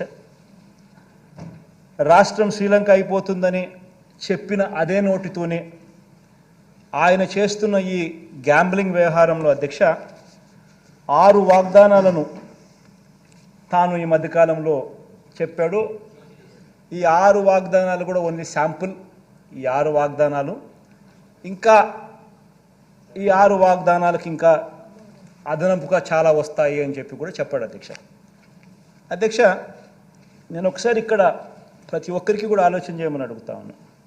స్లైడ్ నెంబర్ 13 ఒకసారి ప్రజెంటేషన్ చేయమా అధ్యక్ష. ఇది మన పార్టీకి సంబంధించింది అధ్యక్ష. మన పార్టీకి సంబంధించి అధ్యక్ష ఈ 5 సంవత్సరాలలో డీబీటీ అయితే నేరుగా బటన్ నొక్కి అక్క చెల్లెమ్మల కుటుంబాల ఖాతాలోకి పంపించడం అయితేనేమి, నాన్ డీబీటీ అంటే నేను చెప్పినట్టుగా ఇంతకుముందు ఇళ్ల స్థలాలు, ఇళ్ల పట్టాలు, ఈ సంపూర్ణ పోషణం, గోరుముద్ద, విద్యా కానుక ఇటువంటివి అయితేనేమి, ఇవన్నీ కూడా ఒకసారి హౌస్ సైట్స్ ఇటువంటివన్నీ కూడా గమనిస్తే అధ్యక్ష రాష్ట్ర ప్రభుత్వం ఖర్చు ఎంత చేసింది అని చెప్పి గమనించినట్టయితే అధ్యక్ష హౌస్ సైట్స్ కూడా అధ్యక్ష మార్కెట్ విలువ తీసుకోలేదు. రాష్ట్ర ప్రభుత్వం ఎంతైతే డబ్బు ఖర్చు పెట్టిందో దాని విలువ తీసుకున్నాం. మార్కెట్ విలువ తీసుకుంటే దాని విలువ ఇంకా ఎక్కువ ఉంటుంది, అది వేరే విషయం. ఎంత ఖర్చు పెట్టామని చెప్పి చూసుకుంటే అధ్యక్ష దాదాపుగా 2,55,000 కోట్లు డీబీటీగా పెట్టినాము, మరో 1,07,000 కోట్లు నాన్ డీబీటీగా పెట్టినట్టు క్లియర్ కట్గా అకౌంట్స్ సహా కనిపిస్తూ ఉంటుంది. అంటే మొత్తంగా సంవత్సరానికి 72,000, సంవత్సరానికి 70,000 కోట్ల రూపాయలు రాష్ట్ర ప్రభుత్వం 5 సంవత్సరాలలో సంవత్సరానికి 70,000 కోట్ల రూపాయలు ఖర్చు చేసినట్టుగా ఇక్కడ మనం చేయగలిగాము అధ్యక్ష, చూపిస్తూ ఉన్నాం అధ్యక్ష. మరి దీంట్లో కూడా అధ్యక్ష గమనించాల్సింది ఏంటంటే అధ్యక్ష మనం ఈ 70,000 కోట్ల సంవత్సరానికి మనం ఖర్చు చేసేది మనం పెడితే ఎన్నికి దీంట్లో ఏ ప్రభుత్వం అన్నా రాని అధ్యక్ష, ఏ ప్రభుత్వం అన్నా రాని అధ్యక్ష కొన్ని పథకాలు ఎవరు రద్దు చేయలేరు అధ్యక్ష. ఇప్పుడు మనం 66,34,000 మందికి నేను పెన్షన్ ఇస్తూ ఉన్నాం. మనం ఈ 66,34,000 మందికి మనం పెన్షన్ ఇస్తూ ఉన్నాం. దానికి సంవత్సరానికి అయ్యే ఖర్చు 23,600 కోట్లు. ఇది ఏ ప్రభుత్వమైనా రద్దు చేసే పరిస్థితి ఎవరికీ లేదు. ఎవరైనా ఇది చేయాల్సిందే. ఉచిత విద్యుత్, రైతన్నలకు ఇచ్చే ఉచిత విద్యుత్ 11,000 కోట్ల రూపాయలు ఖర్చు అవుతుంది. ఇది కూడా ఎవడు రద్దు చేసే పరిస్థితి లేదు. సబ్సిడీ కింద బియ్యం, సివిల్ సప్లైస్ 4,600 కోట్ల రూపాయలు మనం ఖర్చు చేస్తూ ఉన్నాం. ఇది కూడా ఎవరు టచ్ కూడా చేయలేని సబ్జెక్టు. ఆరోగ్యశ్రీ, ఆరోగ్య ఆసరా 104, 108 4,400 కోట్ల రూపాయలు మనం ఖర్చు చేస్తూ ఉన్నాం సంవత్సరానికి. ఇది కూడా ఎవరు టచ్ చేయలేని సబ్జెక్ట్. ఫీజు రీఎంబర్స్మెంట్, పూర్తి ఫీజు రీఎంబర్స్మెంట్ విద్యా దీవెన కింద మనం ఇస్తూ ఉన్నాం. 2,800 కోట్ల రూపాయలు ఖర్చు చేస్తూ ఉన్నాం విద్యా దీవెన కింద. ఎవరు కూడా ఇది టచ్ చేయలేని సబ్జెక్ట్.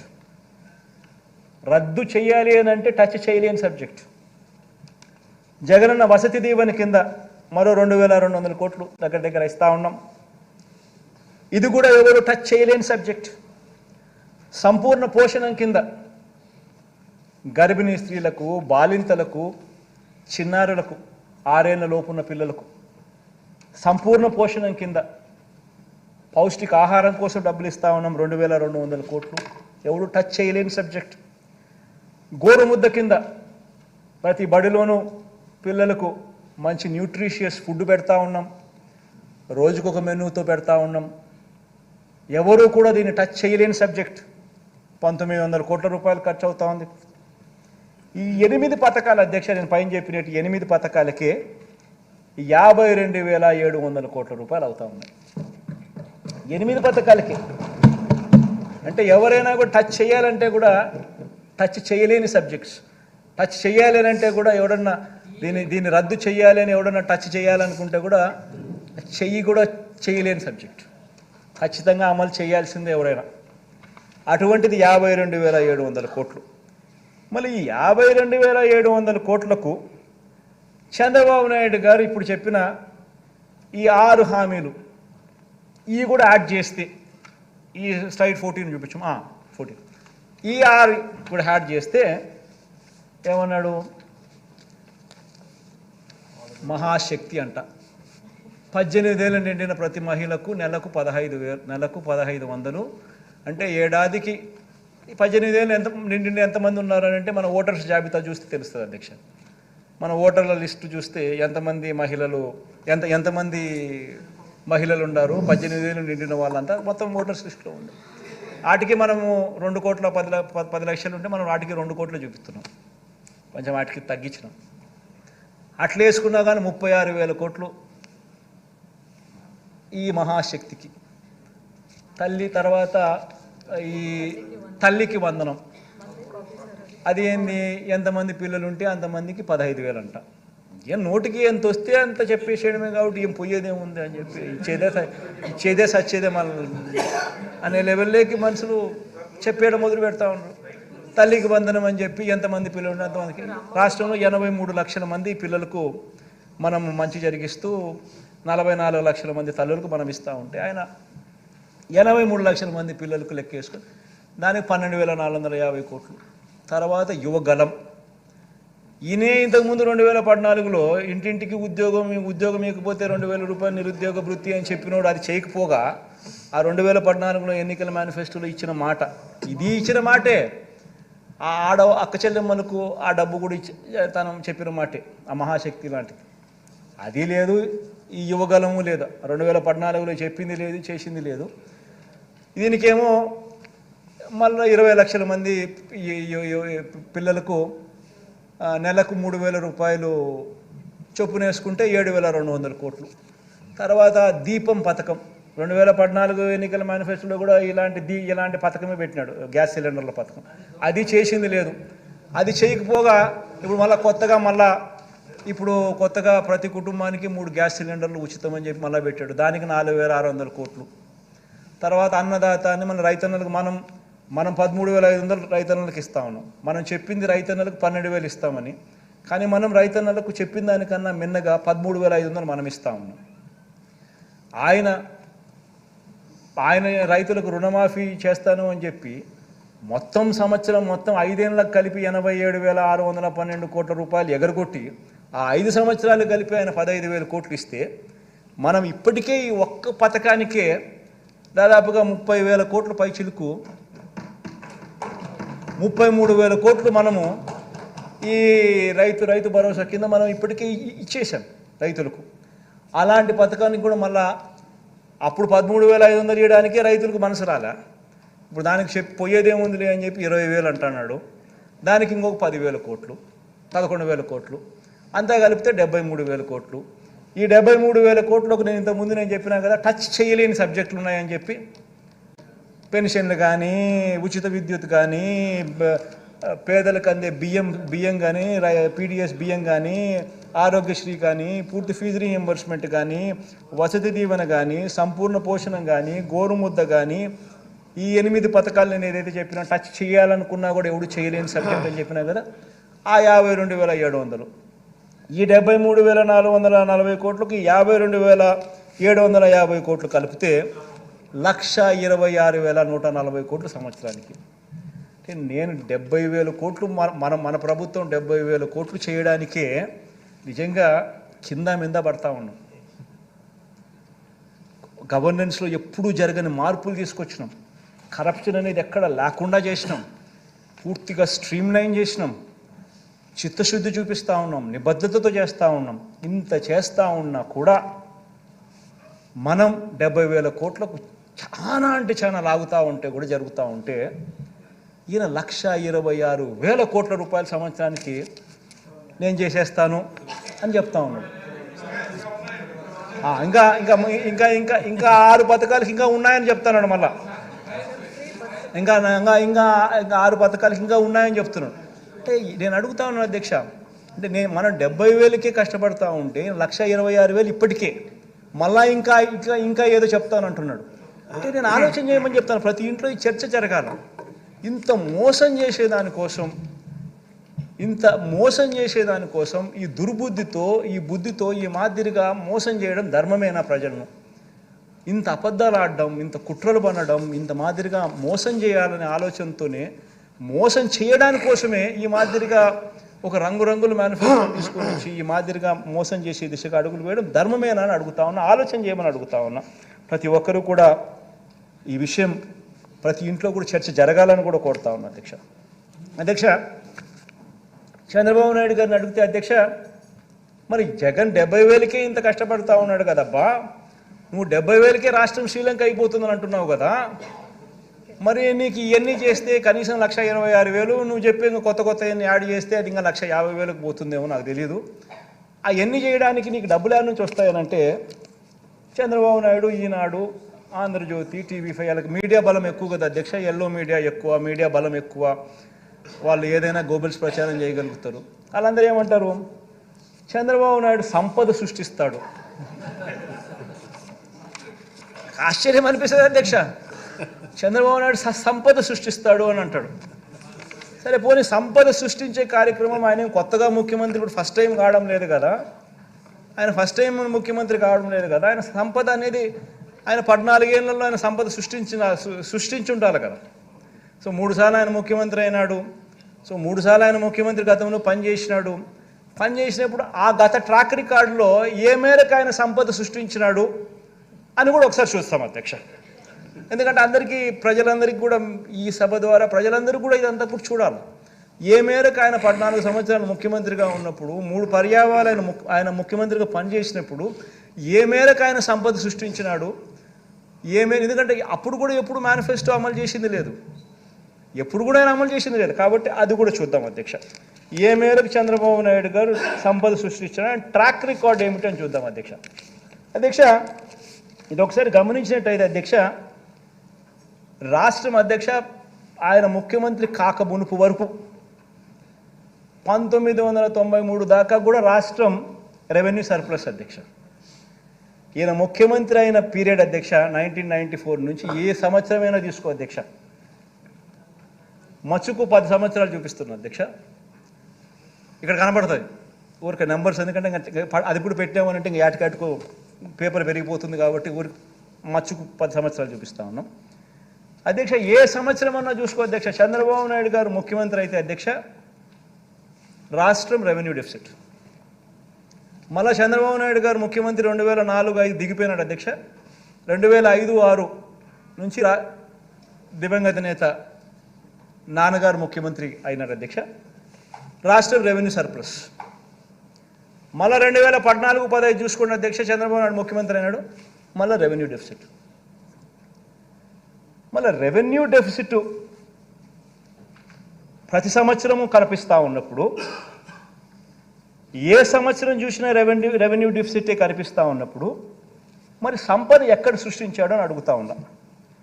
నిజంగా సంపదే సృష్టించి ఉంటే ఏ స్కీము ప్రజల కోసం అమలు చేయని రోజుల్లో అధ్యక్ష ఇవన్నీ సృష్టించి ఉంటే, ఏ స్కీము ప్రజల కోసం అమలు చేయని పీరియడ్లో అధ్యక్ష, ఆ పీరియడ్లో కూడా రెవెన్యూ ఎక్స్పెండిచర్ కొరకే అప్పులు చేయాల్సిన దుస్థితిలో ఆయన పాలన సాగింది అని అంటే ఎక్కడ సృష్టించాడు ఆయన సంపద అని చెప్పి నేను అడుగుతా ఉన్నాను అధ్యక్ష. అధ్యక్ష పోనీ ఇంకొక స్లైడ్ చూస్తాం అధ్యక్ష, ఇంకొక ఉదాహరణ కూడా చూపిస్తాను అధ్యక్ష. ఇంకొక ఉదాహరణ కూడా చూద్దాం. నిజంగా కూడా అధ్యక్ష ఆయన అంత విజనరీ విజనరీ అయితే అధ్యక్ష, నిజంగానే ఆయన అంత గొప్ప మేధావి, అంత గొప్ప విజనరీ అయితే అధ్యక్ష, ఆయన పాలనలో రాష్ట్రం ఎంత మెరుగుపడి ఉంటే అధ్యక్ష, దేశం జీడిపిలో అధ్యక్ష మన రాష్ట్ర వాటా అంటే మన జిఎస్డిపి వాటా నిజంగానే ఆయన విజనరీ అయితే అధ్యక్ష, దేశం జీడిపి గ్రాస్ స్థూల ఉత్పత్తి, దేశం సంబంధించిన జీడిపిలో అధ్యక్ష రాష్ట్రానికి సంబంధించిన జిఎస్డిపి వాటా ఎంత, దేశానికి సంబంధించిన జీడిపిలో రాష్ట్రానికి సంబంధించిన జిఎస్డిపి వాటా కాంట్రిబ్యూషన్ ఎంత అని చెప్పి చూస్తే, ఆయన పీరియడ్ ఆ 5 years 2014 నుంచి 2019 దాకా చూస్తే రాష్ట్ర ప్రభుత్వం కాంట్రిబ్యూట్ చేసింది దేశానికి సంబంధించిన జీడిపిలో 4.47% దేశానికి ఆయన కాంట్రిబ్యూట్ చేస్తే, మన హయాంలో అధ్యక్ష ఈ 5 సంవత్సరాలలో మనము 4.82% మనం కాంట్రిబ్యూట్ చేసాం దేశానికి. అంటే ఎవరు సంపద సృష్టించారు అధ్యక్ష? అంతో ఇంతో ఈ లెక్కలు చూస్తే అంతో ఇంతో దేశానికైనా రాష్ట్రానికైనా మనమే సంపద సృష్టించినట్టుగా క్లియర్గా కనిపిస్తాం. అది కూడా ఏంది అధ్యక్ష? కోవిడ్. అది కూడా అధ్యక్ష కోవిడ్ 2 సంవత్సరాలు రాష్ట్రానికి సంబంధించిన ఆదాయాలు తగ్గడం, ఖర్చులు పెరగడం, ఇన్స్పైట్ ఆఫ్ చంద్రబాబు నాయుడు ఆయన చేసిన అప్పులను సర్వీస్ చేసుకుంటూ రావడం, ఇన్స్పైట్ ఆఫ్ దట్ మనం బటన్ నొక్కడం, నేరుగా అక్కచెల్లెమ్మల ఖాతాల్లోకి ఇంత మంచి చేసే విధంగా ఇన్ని స్కీమ్స్ అమలు చేయడం, ఇన్స్పైట్ ఆఫ్ దట్ ఆయన హయాంలో ఏ స్కీము లేదు, ఏ బటను లేదు, ఏ మంచి చేసింది లేదు. అయినా కూడా రాష్ట్రానికి సంబంధించిన GSDP contribution into GDP into national kitty of జీడిపిలో చూస్తే 4.47% ఆయన హయాం జరిగితే, మన హయాంలో 4.82% మనం కాంట్రిబ్యూట్ చేస్తున్నాం. క్లియర్గా కనిపిస్తాం అధ్యక్ష.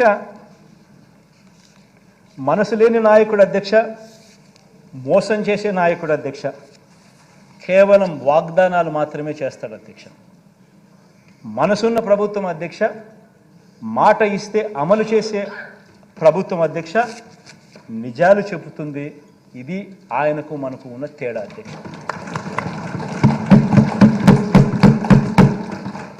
బాబుకు అధ్యక్ష వాగ్దానాలు అమలు చేసే ఉద్దేశం లేదు, అమలు చేసిన చరిత్ర అంతకన్నా లేదు అధ్యక్ష.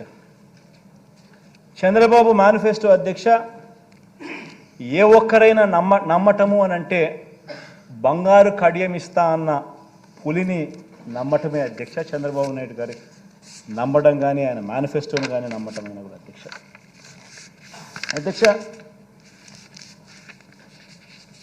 ఇదే గౌరవ సభలో అధ్యక్ష నేను ఇంకా కొన్ని విషయాలు చెప్పాలనుకుంటున్నాను అధ్యక్ష.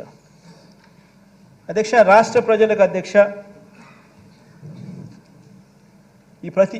నేను చెప్పే ఈ విషయం చాలా ఇంపార్టెంట్ అధ్యక్ష.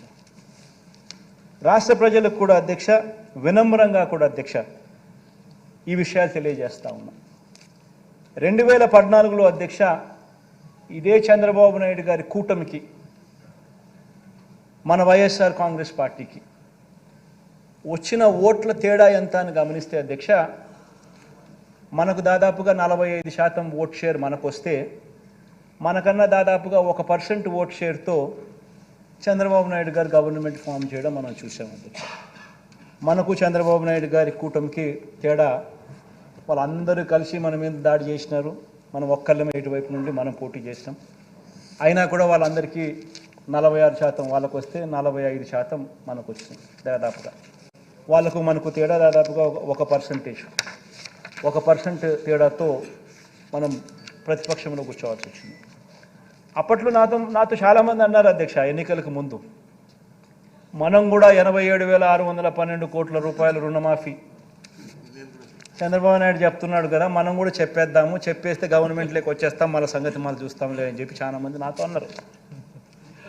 చాలామంది అన్నారు అధ్యక్ష. ఇన్ఫాక్ట్ అంటే అందరు నా శ్రేయోభిలాషులే, ఎవరు అన్యాయస్తులు కాదు. నా శ్రేయోభిలాషులే నన్ను ముఖ్యమంత్రిగా సీట్లో చూడడానికి సంతోషపడే నా శ్రేయోభిలాషులే, మన పార్టీకి శ్రేయోభిలాషులే. కానీ నేను అన్నా అధ్యక్ష, చెయ్యలేనిది చెప్పకూడదు, మాట ఇస్తే తప్పకూడదు అని చెప్పి. అధ్యక్ష ఆ ఒక్క మాట నేను అబద్ధం చెప్పని కారణంగా, ఆ ఒక్కరోజు నేను అధర్మం చేయని కారణంగా 1%తో 5 సంవత్సరాలు నేను ప్రతిపక్షంలో కూర్చోవాల్సి వచ్చింది అధ్యక్ష. ఇది రియాలిటీ అధ్యక్ష. ఒక అబద్ధం చెప్పిందంటే జగన్ ముఖ్యమంత్రి అయి ఉండేవాడు, అధికారంలో జగన్ ఉండేవాడు, చంద్రబాబు నాయుడు ప్రతిపక్షంలో ఉండేవాడు. జగన్ ఒక అబద్ధం చెప్పలా, చేయలేనని చెప్పాడు, మాట మీద తాను నిలబడతాడు అన్న ఒకే ఒక అంశం మీద జగన్ అబద్ధం చెప్పలా, 5 సంవత్సరాలు ప్రతిపక్షంలో కూర్చున్నాను. కానీ అధ్యక్ష నేను ఈరోజు కూడా చెప్తా ఉన్నా, ఈరోజు కూడా నాకు రిగ్రెట్ లేదు అధ్యక్ష. ఈ రోజు కూడా నేను వెనక్కి పోయి ఆ పీరియడ్లో మళ్ళీ ఒకసారి రీవిజిట్ చేసి ఈరోజు నువ్వు ప్రతిపక్షంలో కూర్చున్నావు కాబట్టి మళ్ళీ ఆ రోజు మళ్ళీ రీవిజిట్ చేసి మళ్ళీ అబద్ధం నువ్వు చెప్తావా అని అడిగితే ఈ రోజు కూడా నేను చెప్తాను అధ్యక్ష, నా నోట్లో నుంచి అబద్ధాలు రావనే చెప్తాను.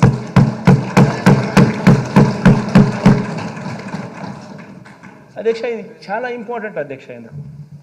ఎందుకనంటే నేను ఆ రోజు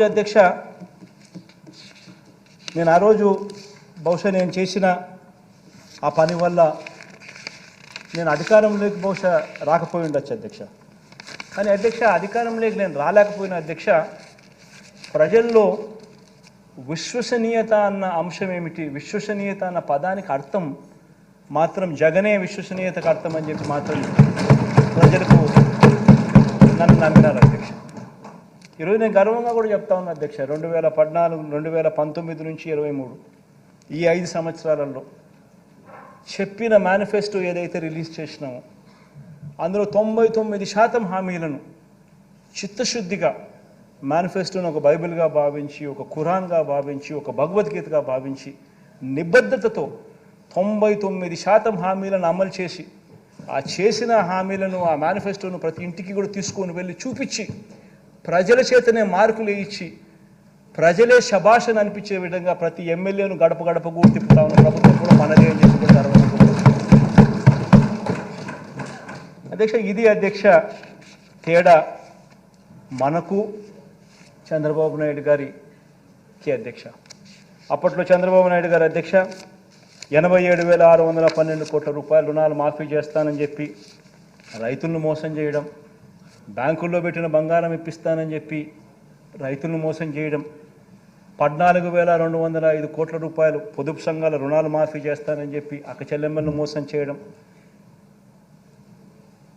చేయడమే కాకుండా సున్నా వడ్డీని సైతం అక్టోబర్ 2016 నుంచి రద్దు చేయడం, ప్రతి ఇంటికి ఓ ఉద్యోగం ఇవ్వలేకపోతే 2000 రూపాయలు నిరుద్యోగ భృతి ఇస్తానని చెప్పి ప్రతి ఇంట్లో ప్రతి పిల్లాడికి ఏకంగా 1,25,000 రూపాయలు బాకీ పడి అది ఎగరగొట్టి ఇలా రకరకాల పద్ధతుల్లో మోసం చేశాడు. కాబట్టి నేను గర్వంగా కూడా చెప్తా ఉన్నాను, రకరకాల పద్ధతుల్లో ఆయన అబద్ధాలు చెప్పాడు, మోసం చేశాడు. కాబట్టి 2019లో ఏకంగా చంద్రబాబు నాయుడు గారికి వచ్చింది 175 స్థానాలకు కేవలం 23 స్థానాలు ఇచ్చి ఆయన ప్రతిపక్షంలో కూర్చుంటారు.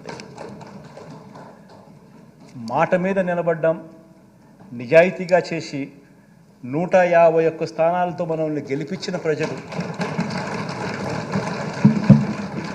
ఆ మాట మీద మనం నిలబడ్డాం. కాబట్టి డే 1 నుంచి ఆ చిత్తశుద్ధిని చూపించాం. కాబట్టి డే 1 నుంచి ఆ నిబద్ధత మనం చూపించాం. కాబట్టి అధ్యక్ష 151 స్థానాలు ఇవ్వడమే కాక దాని తర్వాత జరిగిన స్థానిక సంస్థల ఎన్నికలు కానీ ఉప ఎన్నికలు కానీ ఏ ఎన్నికైనా తీసుకున్న అధ్యక్ష, ప్రతి ఎన్నికల్లో కూడా అధ్యక్ష ప్రజలు తమ గుండెల్లో పెట్టుకుని వైఎస్ఆర్ కాంగ్రెస్ పార్టీని గెలిపించారని గర్వంగా కూడా చెప్తాను అధ్యక్ష. కాబట్టి అధ్యక్ష నేను చెప్తా ఉన్నాను, విశ్వసనీయత అన్నది ఎప్పటికైనా గెలుస్తుంది అధ్యక్ష. విశ్వసనీయత అన్నది ఒక వ్యక్తి సంపాదించుకోవాలి అని అంటే ఫలానోడు క్రెడిబుల్, ఫలానోడు నమ్మకస్తుడు అని సంపాదించుకోవాలని అంటే అధ్యక్ష, ఆ పేరు సంపాదించుకోవాలంటే అధ్యక్ష కొంతమందికి సంవత్సరాలు గడుస్తుంది అధ్యక్ష. ఆ అవకాశం రాకపోవచ్చు, సంపాదించుకునే పరిస్థితి కూడా కొంతమందికి ఉండకపోవచ్చు, మంచోళ్ళు అయినప్పటికీ కూడా. దేవుడి దయ వల్ల ఆ పేరు వైఎస్ఆర్ కాంగ్రెస్ పార్టీ సంపాదించుకోగలిగింది అని చెప్పి గర్వంగా నేను ఈరోజు కూడా చెప్తా ఉన్నా అధ్యక్ష, వైఎస్ఆర్ కాంగ్రెస్ పార్టీ చేయగలిగిందే చెప్తుంది, చెప్పింది ఏదైనా కూడా ఖచ్చితంగా మాట మీద నిలబడుతుంది అని మాత్రం 100%గా చెప్తాను. ప్రతి ఇంట్లో కూడా ఈ చర్చ జరగాలి, ఈ జరిగిన ప్రతి విషయం కూడా ఆలోచనలు జరగాలి, మీ ద్వారా ప్రతి ఇంట్లో కూడా ఈ చర్చ జరగాలని కూడా కోరుకుంటూ, దేవుడి దయతో ప్రజలందరి చల్లని దేవుళ్ళతో మళ్ళీ 3 నెలలకు మళ్ళీ ఇదే చట్టసభలో పూర్తి స్థాయి బడ్జెట్ మళ్ళీ ప్రవేశపెట్టి అఖండమైన మెజారిటీతో మళ్ళీ ప్రజల మన్ననలు కూడా ఖచ్చితంగా పొందుతామని చెప్పి కూడా ఈ సందర్భంగా తెలియజేసుకుంటూ సెలవు.